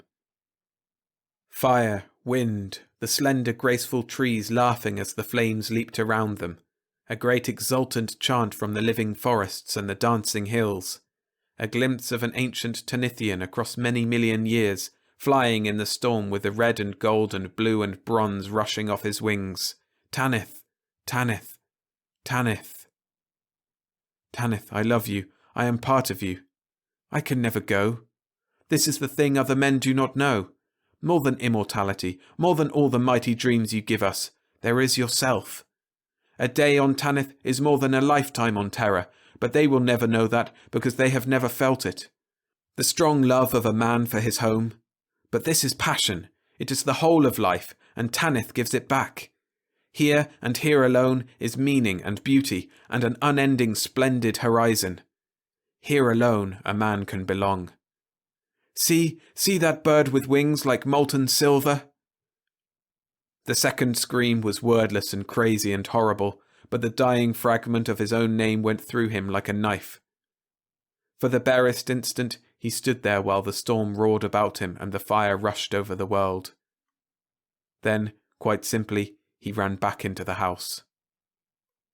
The blood and pain and screeching horror of the abortion left him physically ill, but he managed to get her to bed, and even, after a long while, to sleep. Then he walked over to the window and drew the blind. His shoulders sagged with the defeat and death and ruin that was here. The captain of the Beetlejuice Queen did not like Tanith, and said as much to his mate as they relaxed on the promenade deck. "The place gives you the blue willies," he declared. "Everything's wrong there. Praise the powers it's so backward and obscure we only have to stop there once a year or so." "The colonists seem to like it," said the mate. "They would," snorted the captain. "Worst bunch of clannish provincials I ever saw. Why, they hardly ever leave the planet, except maybe for a year or so at a time on essential business, and they won't be friendly with anybody. Takes a crazy man to stand that world in the first place." He pointed to a tall man who was half leading, half supporting a young woman along the deck. She would have been beautiful had she not been badly underweight. She smiled at the man, but her eyes were haunted, and his answering smile was far away. It went no deeper than his lips. "That fellow Langdon is the only long-time colonist I ever heard of who left Tanith for good," said the captain. "He must have been there for years. Maybe he was born there, but he's coming back to Sol now. His wife couldn't take the place." "I think I remember her from a year or so ago," nodded the mate. "Didn't we carry her out with a few other colonists? Pretty as a picture then, and full of life and fun. Now look at her. Tanith did that to her." "Uh-huh," agreed the captain. "I heard a little of the story down by the spaceport. She nearly went crazy, finally had a miscarriage. It was all they could do to save her life and sanity. Only then would that Langdon take her back. He let her go on that way for months." The captain's mouth twisted with contempt. "Holy sunspots! What a cold-blooded devil!"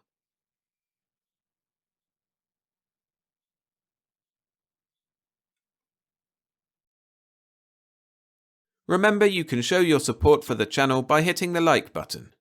Thank you. Potential Enemy by Mack Reynolds. Narrated by William Skye. This story is brought to you by my Patreon members. Thanks especially go out to Kenneth Joe Johnson for supporting the channel. It is much appreciated. Caesar had the same problem and never solved it. Lord help us if it just can't be done. It isn't travel that is broadening, stimulating, or educational. Not the travelling itself. Visiting new cities, new countries, new continents, or even new planets, yes. But the travel itself, no.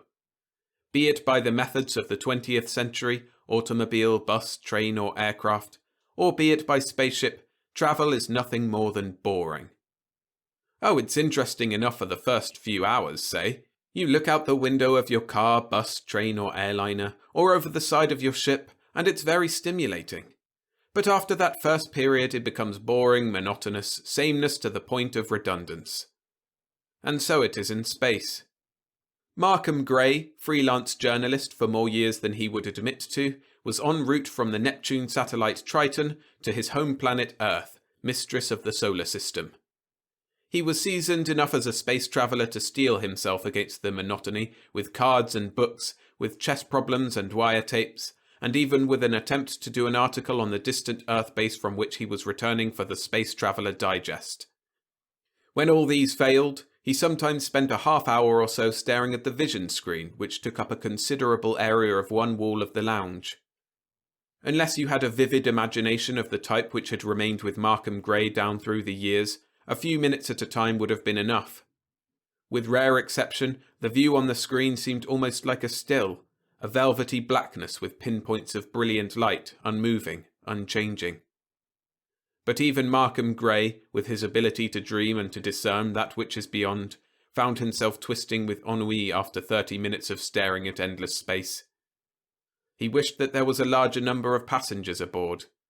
The half-dozen businessmen and their women and children had left him cold, and he was doing his best to avoid them. Now, if there had only been one good chess player. Co-pilot Borman was passing through the lounge.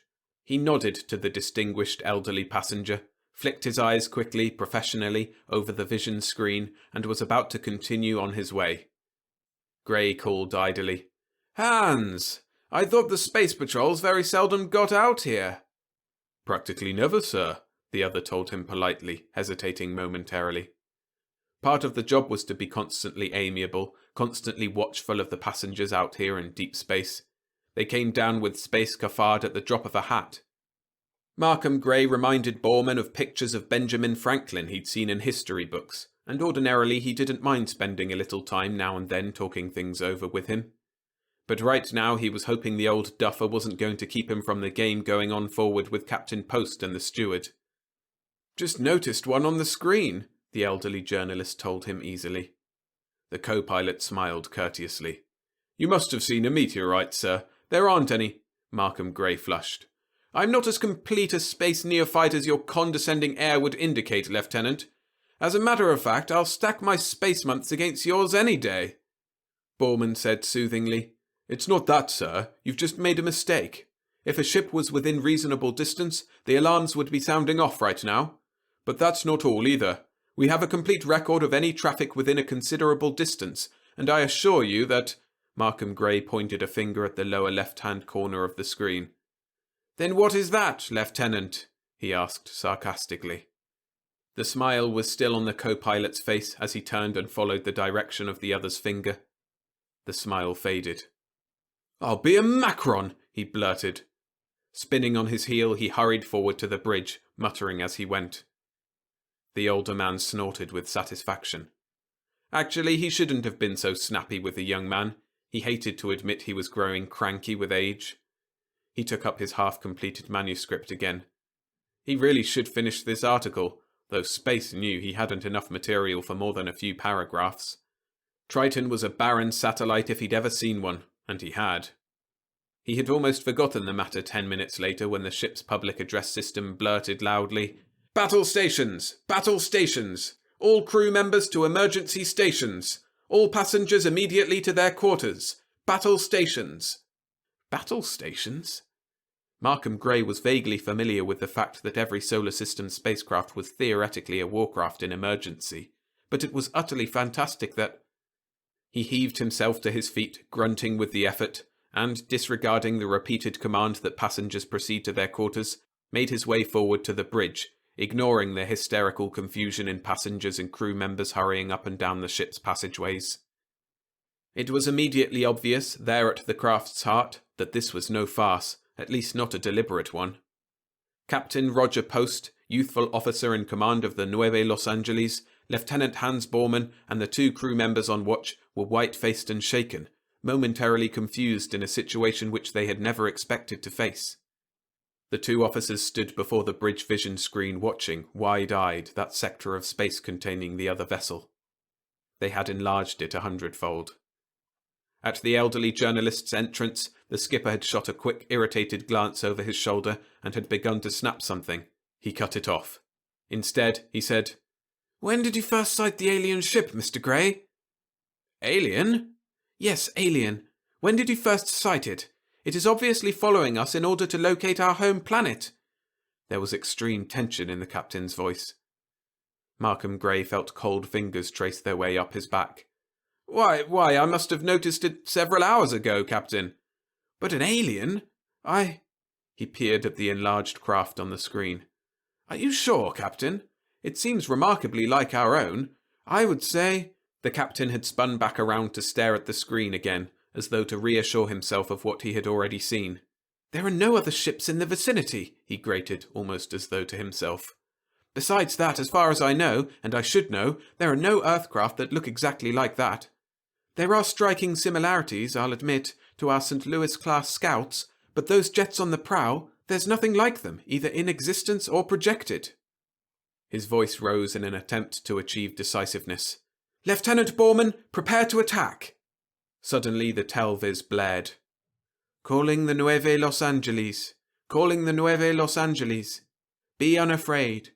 We are not hostile." There was quiet on the bridge of the Earth ship. Screaming quiet.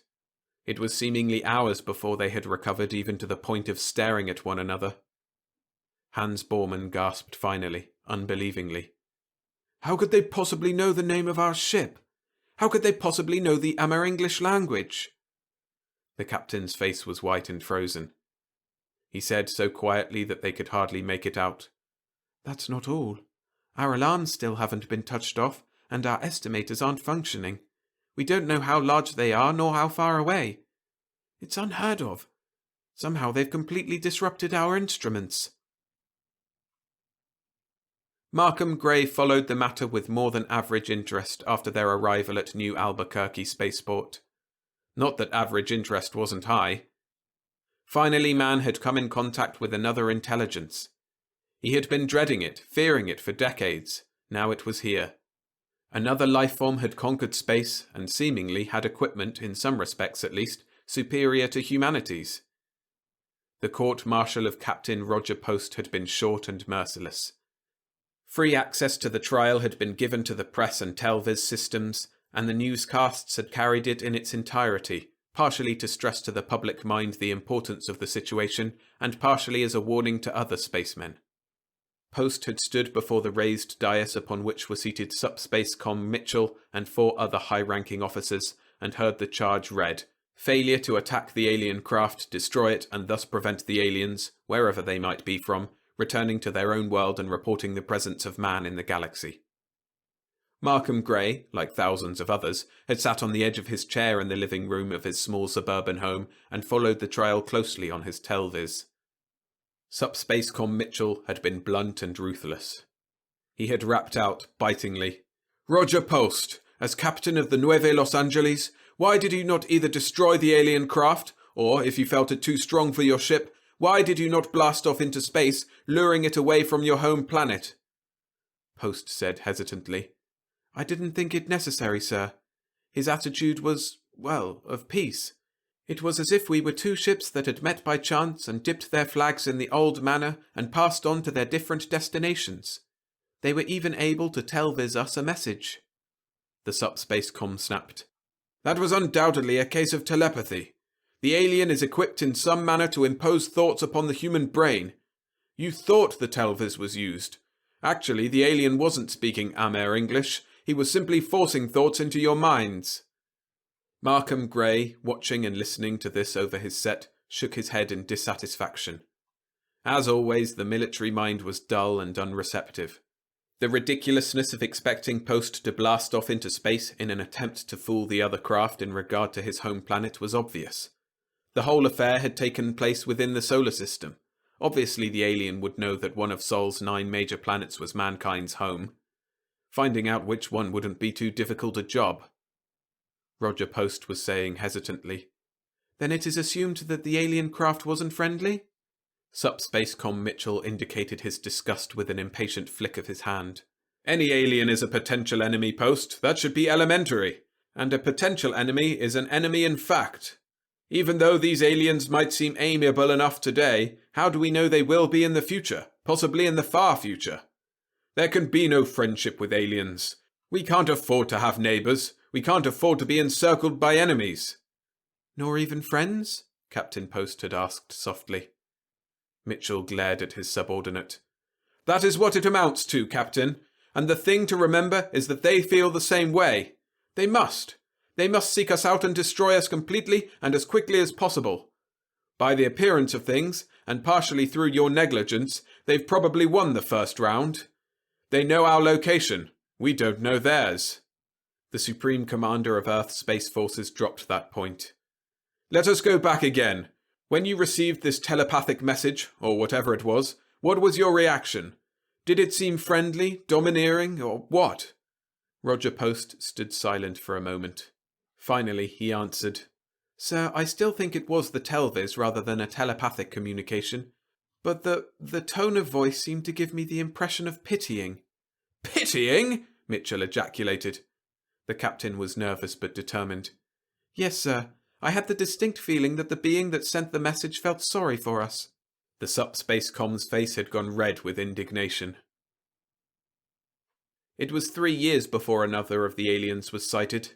3 hurried, crowded, harassed years, during which all the solar system's resources were devoted to building and arming a huge space fleet and rushing space defences.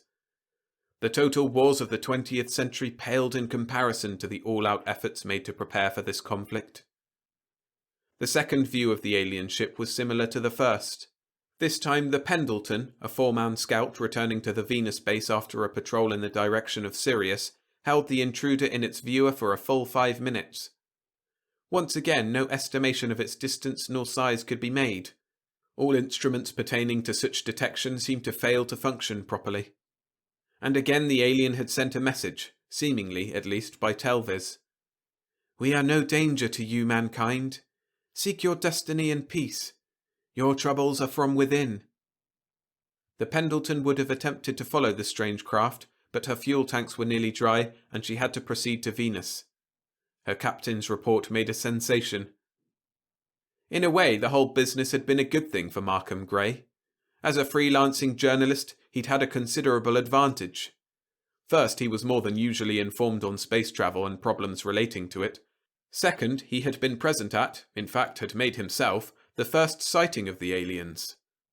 His articles were in continuous demand in both magazines and newspaper supplements. Editors clamoured for additional material from his vocotyper. There was but one complaint against his copy. It wasn't alarmist enough, sensational enough. Humanity had been whipped into a state of hysteria, an emotional binge, and humanity loved it. And it was there that Markham Gray refused to go along. He had agreed with poor Captain Post, now serving a life sentence in the Martian prison camps. There had been no sign of hostility from the alien craft. It was man who was preparing for war, and Gray knew of no period in history in which preparations for war did not eventually culminate in one. So it was not really strange that it was he the aliens chose to contact. It came in the early hours of the morning. He awakened, not without a chill of fear, the sound of his Telvis set in his ears. He had left it turned off, he knew that. He shook his head to clear it, impatient of the fact that with advancing years it was taking an increasing time to become alert after sleep. He had not caught the message. For a brief moment he thought the sound had been a dream. Then the Telviz spoke again. The screen was blank. It said, "You are awake, Mr. Grey." He stared at it, uncomprehending. He said, I don't understand." Then, suddenly, he did understand, as though by an inspired revelation. Why they were able to speak Amer-English. Why their ship looked like a Terran one. Why they had been able to disrupt the Earth ship's instruments. He said haltingly, "Why are you here?" "We are familiar with your articles. You alone, Mr. Grey, seem at least to seek understanding. Before we left, we felt it our duty to explain our presence and our purpose, that is, partially." "Yes," he said.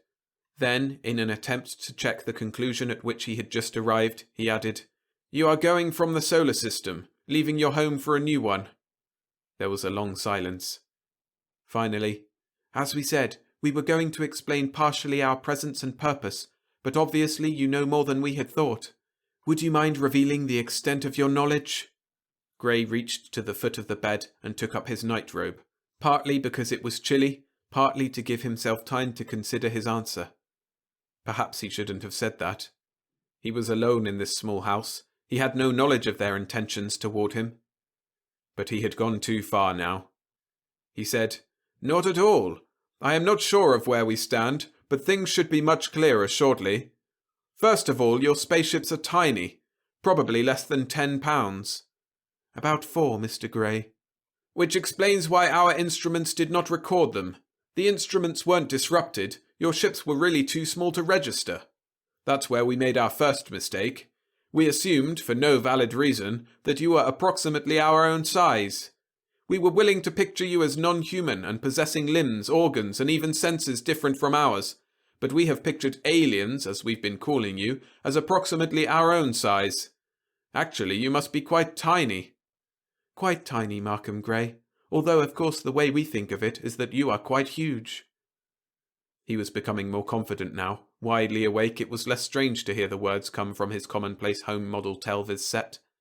"Our second mistake was in looking for you throughout space," he said softly. There was hesitation again, then, "And why was that a mistake, Markham Grey?" Grey wet his lips. He might be signing his death warrant, but he couldn't stop now. "Because you are not really aliens, but of Earth itself. Several facts point that way. For instance, your ships are minute models of Earth ships, or rather of human ships. You have obviously copied them. Then, too, you have been able to communicate with humans too easily. An alien to our world would have had much more trouble. Our ways, our methods of thinking, are not strange to you." "You have discovered a secret which has been kept for many centuries, Markham Grey." He was more at ease now. Somehow there was no threat in the attitude of the other. Grey said, "The hardest thing for me to understand is why it has been kept a secret. Obviously, you are a tiny form of Earth life, probably an insect, which has progressed intellectually as far beyond other insect forms as man beyond other mammals. Why have you kept this a secret from humans?" "You should be able to answer that yourself, Mr. Grey. As we developed, we were appalled by the only other form of life on our planet with a developed intelligence. Why, not even your own kind is safe from your bloodlust. The lesser animals on Earth have either been enslaved by man or slaughtered to extinction. And even your fellows in the recent past were butchered. Man killed man wholesale. Do you blame us for keeping our existence a secret? We knew that the day humans discovered there was another intelligence on Earth, they would begin making plans to dominate, or, even more likely, to destroy us. Our only chance was to find some refuge away from Earth. That is why we began to search the other stars for a planet similar to this and suitable to our form of life." "You could have fought back had we attempted to destroy you," Grey said uncomfortably. The next words were coldly contemptuous. "We are not wanton killers like man. We have no desire to destroy." Grey winced and changed the subject. "You have found your new planet?" "At last. We are about to begin transportation of our population to the new world. For the first time since our ancestors became aware of the awful presence of man on the Earth, we feel that we can look forward to security." Markham Grey remained quiet for a long time. "I am still amazed that you were able to develop so far without our knowledge," he said finally. There was an edge of amusement in the answering thought. "We are very tiny, Mr. Grey, and our greatest efforts have always been to keep from under man's eyes. We have profited greatly, however, by our suitability to espionage. Little goes on in the human world of which we don't know. Our progress was greatly aided by our being able to utilize the science that man has already developed. You've noticed, for instance, how similar our spaceships are to your own. Gray nodded to himself. But I'm also impressed by the manner in which you have developed some mechanical device to duplicate human speech. That involved original research. At any rate, neither man nor we need dread the future any longer. We have escaped the danger that overhung us, and you know now that we are no alien enemies from space threatening you. We wish you well, mankind. Perhaps the future will see changes in your nature. It is in this friendly hope that we have contacted humanity through you, Mr. Gray. The elderly journalist said quietly, I appreciate your thoughtfulness, and hope you are correct. Good luck to you in your new world. Thank you, Markham Gray, and goodbye. The set was suddenly quiet again. Markham Gray stood before the assembled military council of the solar system. He had told his story without interruption to this most powerful body on Earth. They listened to him in silence. When he had finished, he waited for their questions. The first came from Subspacecom Mitchell. He said thoughtfully, You believe their words to be substantially correct, Gray? I believe them to be entirely truthful, Your Excellency, the journalist told him sincerely. Then they are on the verge of leaving the Earth and removing to this other planet in some other star system? That is their plan. The Subspacecom mused aloud. We'll be able to locate them when they blast off en masse. Their single ships are so small that they missed being observed, but a mass flight we'll be able to detect. Our cruisers will be able to follow them all the way, blasting them as they go. If any get through to their new planet, we'll at least know where they are and can take our time destroying it. The president of the council added thoughtfully, Quite correct, Mitchell. And in the early stages of the fight, we should be able to capture some of their ships intact.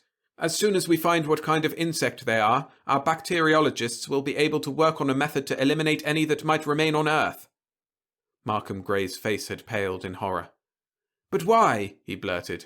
Why not let them go in peace? All they've wanted for centuries is to escape us, to have a planet of their own. Subspacecom Mitchell eyed him tolerantly. You seem to have been taken in, Mr. Gray. Once they've established themselves in their new world, we have no idea of how rapidly they might develop and how soon they might become a threat.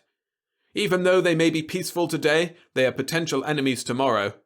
And a potential enemy is an enemy who must be destroyed. Gray felt sickness well through him. But this policy, what happens when man finally finds on his borders a life form more advanced than he, an intelligence strong enough to destroy rather than be destroyed? The tolerance was gone now. The Subspacecom said coldly, Don't be a pessimistic defeatist, Gray. He turned to the admirals and generals of his staff. Make all preparations for the attack, gentlemen.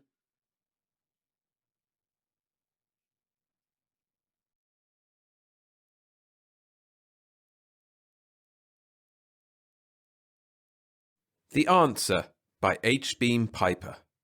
Narrated by William Skye. For a moment after the screen door snapped and wakened him, Lee Richardson sat breathless and motionless, his eyes still closed, trying desperately to cling to the dream and print it upon his conscious memory before it faded. Are you there, Lee? He heard Alexis Pitov's voice. Yes, I'm here. What time is it? He asked, and then added, I fell asleep. I was dreaming.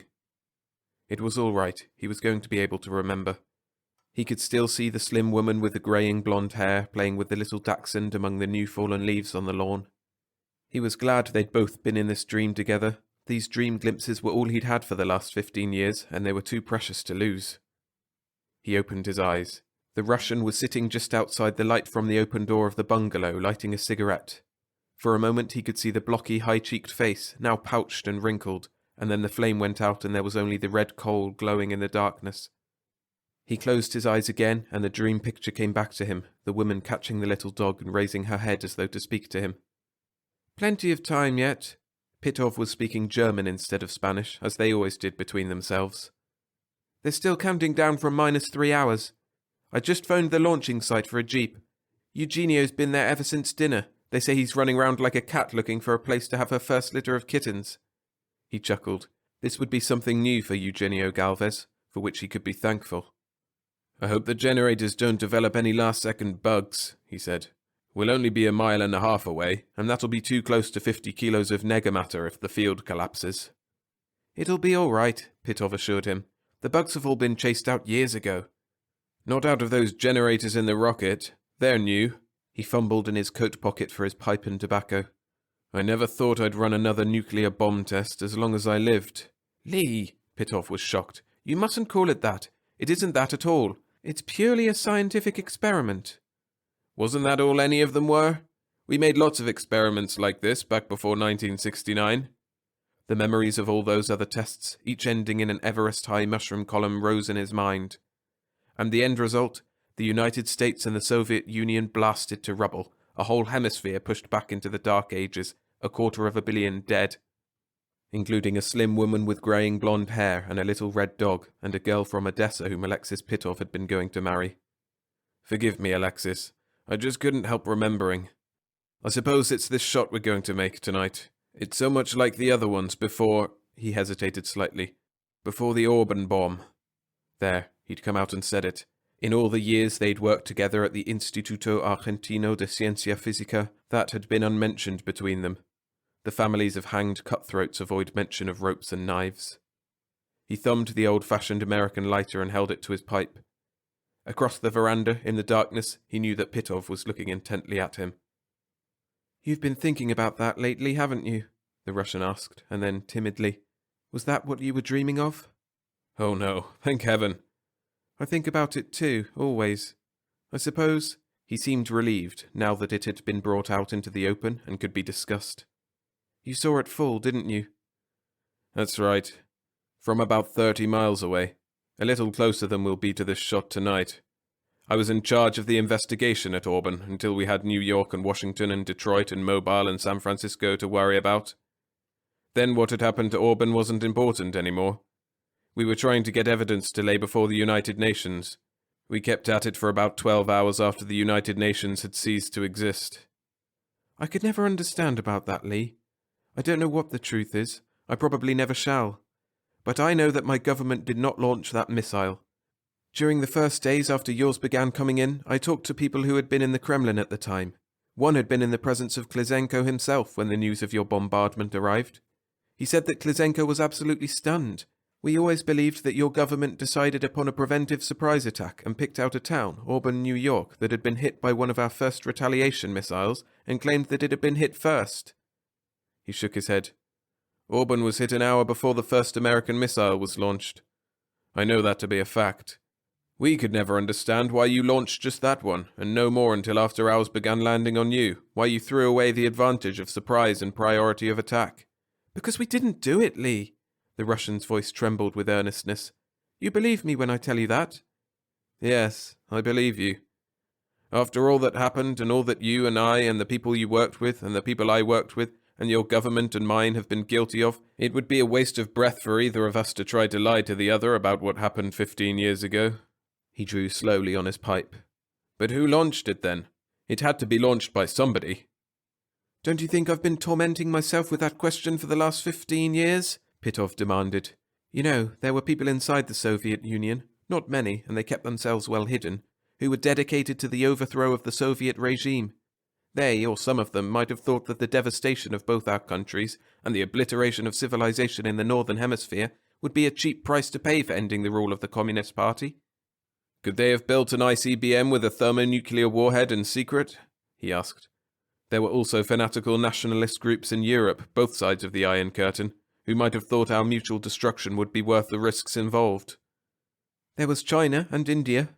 If your country and mine wiped each other out, they could go back to the old ways and the old traditions. Or Japan, or the Muslim states. In the end, they all went down along with us, but what criminal ever expects to fall?" "We have too many suspects and the trail's too cold, Alexis. That rocket wouldn't have had to have been launched anywhere in the Northern Hemisphere.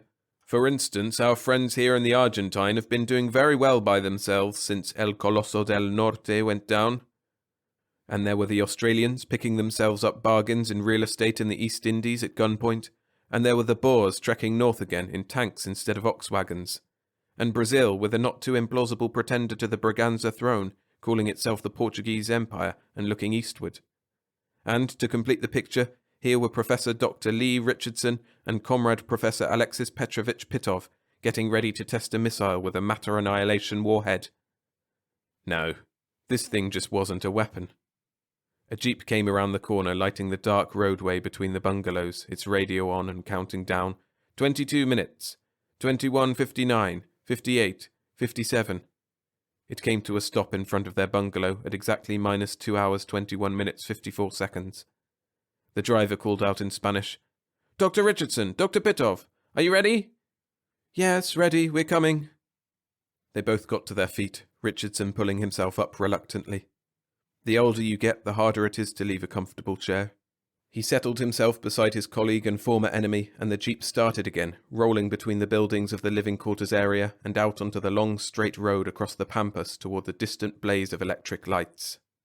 He wondered why he had been thinking so much lately about the Auburn bomb. He'd questioned, at times, indignantly of course, whether Russia had launched it, but it wasn't until tonight, until he had heard what Pitov had had to say, that he seriously doubted it. Pitov wouldn't lie about it, and Pitov would have been in a position to have known the truth if the missile had been launched from Russia.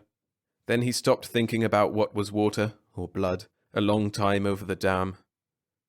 The special policeman at the entrance to the launching site reminded them that they were both smoking. When they extinguished, respectively, their cigarette and pipe, he waved the jeep on and went back to his argument with a carload of tourists who wanted to get a good view of the launching. "There now, Lee, do you need anything else to convince you that this isn't a weapon project?" Pitov asked. "No, now that you mention it, I don't. You know, I don't believe I've had to show an identity card the whole time I've been here." "I don't believe I have an identity card," Pitov said. "Think of that." The lights blazed everywhere around them, but mostly about the rocket that towered above everything else, so thick that it seemed squat. The gantry cranes had been hauled away now, and it stood alone, but it was still wreathed in thick electric cables. They were pouring enough current into that thing to light half the streetlights in Buenos Aires. When the cables were blown free by separation charges at the blastoff, the generators powered by the rocket engines had better be able to take over, because if the magnetic field collapsed and that 50-kilo chunk of negative proton matter came in contact with natural positive proton matter, an old-fashioned H-bomb would be a firecracker to what would happen. Just 100 kilos of pure 200-proof MC2. The driver took them around the rocket, dodging assorted trucks and mobile machinery that were being hurried out of the way. The countdown was just beyond 2 hours 5 minutes. The jeep stopped at the edge of a crowd around 3 more trucks, and Dr. Eugenio Galvez, the director of the institute, left the crowd and approached at an awkward half-run as they got down. "Is everything checked, gentlemen?" he wanted to know. "It was this afternoon at 17:30, Pitov told him, "and nobody's been burning my telephone to report anything different. Are the balloons and the drone planes ready?" "The Air Force just finished checking. They're ready. Captain Urquiola flew one of the planes over the course and made a guidance tape. That's been duplicated and all the planes are equipped with copies." "How's the wind?" Richardson asked. "Still steady. We won't have any trouble about fallout or with the balloons." "Then we'd better go back to the bunker and make sure everybody there is on the job."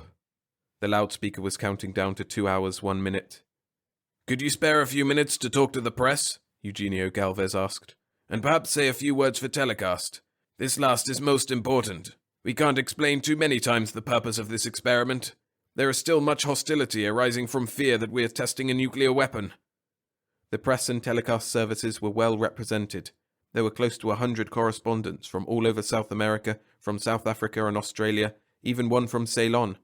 They had 3 trucks with mobile telecast pickups, and when they saw who was approaching, they released the 2 rocketry experts they had been quizzing and pounced on the new victims.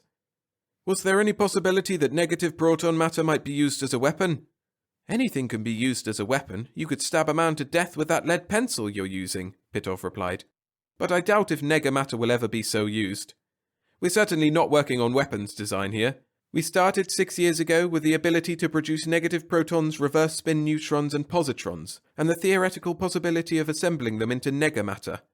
We have just gotten a 50-kilogram mass of nega iron assembled. In those 6 years, we had to invent all our techniques and design all our equipment. If we'd been insane enough to want to build a nuclear weapon, after what we went through up north, We could have done so from memory and designed a better, which is to say worse, one from memory in a few days. Yes, and building a nega-matter bomb for military purposes would be like digging a 50-foot shaft to get a rock to bash somebody's head in, when you could do the job better with the shovel you're digging with, Richardson added. The time, money, energy and work we put in on this thing would be ample to construct 20 thermonuclear bombs, and that's only a small part of it. He went on to tell them about the magnetic bottle inside the rocket's warhead, mentioning how much electric current was needed to keep up the magnetic field that insulated the nega-matter from contact with posimatter. Then what was the purpose of this experiment, Dr. Richardson? Oh, we were just trying to find out a few basic facts about natural structure. Long ago, it was realized that the nucleonic particles, protons, neutrons, mesons, and so on, must have structure of their own. Since we started constructing negative proton matter, we found out a few things about nucleonic structure. Some rather odd things, including fractions of Planck's constant. A couple of the correspondents, a man from La Prensa and an Australian, whistled softly. The others looked blank. Pitov took over. You see, gentlemen, most of what we learned from putting nega-matter atoms together. We annihilated a few of them, over there in that little concrete building. We have one of the most massive steel vaults in the world where we do that, but we assembled millions of them for every one we annihilated, and that chunk of nega-iron inside the magnetic bottle kept growing. And when you have a piece of nega-matter you don't want, you can't just throw it out on the scrap pile. We might have rocketed it into escape velocity and let it blow up in space away from the moon or any of the artificial satellites, but why waste it? So we're going to have the rocket eject it, and when it falls we can see, by our telemetered instruments, just what happens. Well, won't it be annihilated by contact with atmosphere? Somebody asked. That's one of the things we want to find out, Pitov said. We estimate about 20% loss from contact with atmosphere, but the mass that actually lands on the target area should be about 40 kilos. It should be something of a spectacle coming down. You say you had to assemble it after creating the negative protons and neutrons and the positrons. Doesn't any of this sort of matter exist in nature? The man who asked that knew better himself. He just wanted the answer on the record. Oh no, not on this planet, and probably not in the galaxy. There may be whole galaxies composed of nothing but nega-matter. There may even be isolated stars and planetary systems inside our galaxy composed of nega-matter, though I think that very improbable. But when nega-matter and posimatter come into contact with one another, the result is immediate mutual annihilation. They managed to get away from the press and returned as far as the bunkers, a mile and a half away. Before they went inside, Richardson glanced up at the sky, fixing the location of a few of the more conspicuous stars in his mind. There were almost 100 men and women inside, each at his or her instruments, view screens, radar indicators, detection instruments of a dozen kinds. The reporters and telecast people arrived shortly afterward, and Eugenio Galvez took them in tow. While Richardson and Pitov were making their last-minute rounds, the countdown progressed past -1 hour, and at -20 minutes all the overhead lights went off and the small instrument operator's lights came on. Pitov turned on a couple of view screens, one from a pickup on the roof of the bunker and another from the launching pad. They sat down side by side and waited. Richardson got his pipe out and began loading it. The loudspeaker was saying, -2 minutes, 1:59, 58, 57. He let his mind drift away from the test, back to the world that had been smashed around his ears in the autumn of 1969. He was doing that so often now, when he should be thinking about 2 seconds, 1 second, firing! It was a second later that his eyes focused on the left-hand view screen. Red and yellow flames were gushing out at the bottom of the rocket, and it was beginning to tremble. Then the upper jets, the one that furnished power for the generators, began firing. He looked anxiously at the meters. The generators were building up power. Finally, when he was sure that the rocket would be blasting off anyhow, the separator charges fired and the heavy cables fell away. An instant later, the big missile started inching upward, gaining speed by the second, first slowly and jerkily, and then more rapidly, until it passed out of the field of the pickup. He watched the rising spout of fire from the other screen until it passed from sight. By that time, Pitov had twisted a dial and gotten another view on the left-hand screen, this time from close to the target. That camera was radar-controlled. It had fastened onto the approaching missile, which was still invisible. The stars swung slowly across the screen until Richardson recognized the ones he had spotted at the zenith. In a moment now, the rocket, 100 miles overhead, would be nosing down, and then the warhead would open, and the magnetic field inside would alter, and the mass of nega-matter would be ejected. The stars were blotted out by a sudden glow of light. Even at 100 miles there was enough atmospheric density to produce considerable energy release. Pitov beside him was muttering, partly in German and partly in Russian. Most of what Richardson caught was figures, trying to calculate how much of the mass of unnatural iron would get down for the ground blast. Then the right-hand screen broke into a wriggling orgy of colour, and at the same time every scrap of radio-transmitted apparatus either went out or began reporting erratically. The left-hand screen, connected by wiring to the pickup on the roof, was still functioning. For a moment Richardson wondered what was going on, and then shocked recognition drove that from his mind as he stared at the ever-brightening glare in the sky. It was the Auburn bomb again. He was back in memory to the night on the shore of Lake Ontario, the party breaking up in the early hours of morning, he and Janet and the people with whom they had been spending a vacation week standing on the lawn as the guests were getting into their cars. And then the sudden light in the sky. The cries of surprise and then of alarm as it seemed to be rushing straight down upon them. He and Janet clutching each other and staring up in terror at the falling blaze from which there seemed no escape. Then relief as it curved away from them and fell to the south. And then the explosion, lighting the whole southern sky. There was a similar explosion in the screen when the massive nega iron landed, a sheet of pure white light, so bright and so quick as to almost pass above the limit of visibility, and then a moment's darkness that was in his stunned eyes more than in the screen, and then the rising glow of updrawn incandescent dust. Before the sound waves had reached them, he had been legging it into the house. The television had been on, and it had been acting as insanely as the screen on his right now. He had called the state police. The telephones had been working all right, and told them who he was, and they had told him to stay put and they'd send a car for him. They did, within minutes. Janet and his host and hostess had waited with him on the lawn until it came, and after he had gotten into it, he had turned around and looked back through the rear window and seen Janet standing under the front light holding the little dog in her arms, flopping one of its silly little paws up and down with her hand to wave goodbye to him. He had seen her and the dog like that every day of his life for the last 15 years. "What kind of radiation are you getting?" he could hear Alexis Pitov asking into a phone. "What? Nothing else? Oh, yes, of course, but mostly cosmic. That shouldn't last long." He turned from the phone. "A devil's own dose of cosmic and some gamma. It was the cosmic radiation that put the radios and telescreens out. That's why I insisted that the drone planes be independent of radio control." They always got cosmic radiation from the micro-annihilations in the test vault. Well, now they had an idea of what produced natural cosmic rays. There must be quite a bit of negamatter and posimatter going into mutual annihilation and total energy release through the universe.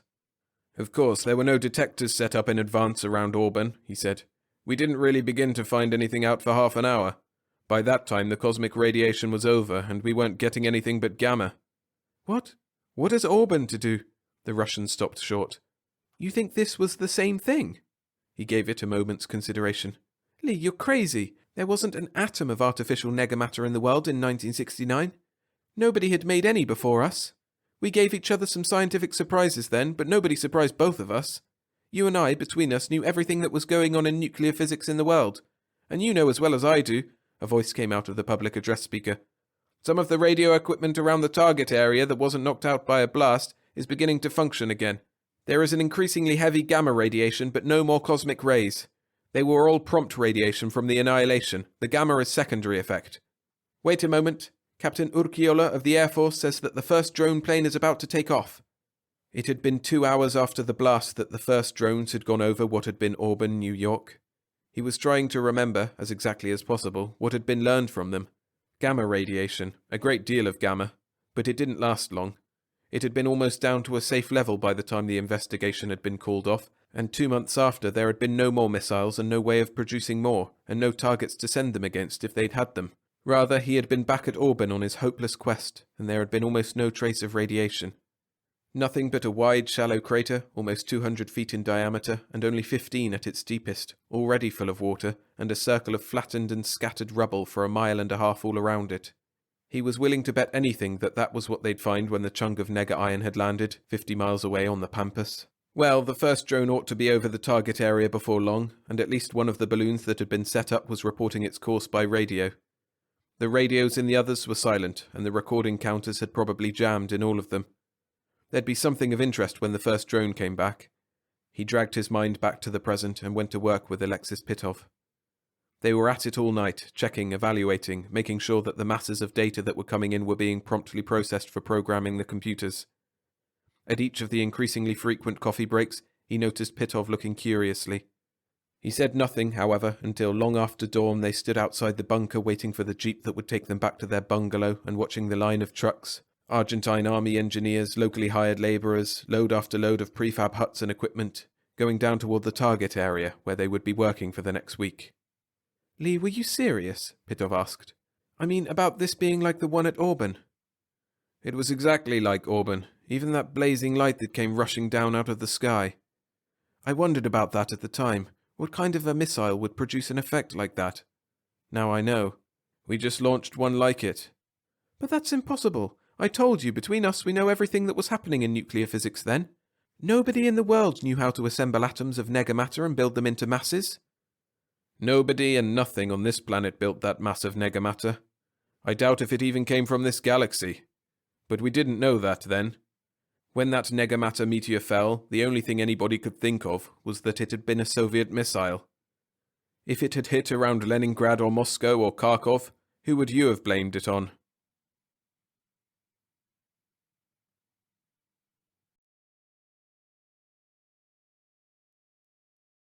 Thanks for listening to this compilation. For more great content, consider signing up to my Patreon, where you get exclusive novelettes every month and early access to all the novels I narrate. Plus, you're helping me continue to tell these wonderful tales. So head to patreon.com/storiesfromthesky_SFF to sign up now. And to keep going with the vibe of this video, your next one could be my compilation of 5 somber and perturbing short stories.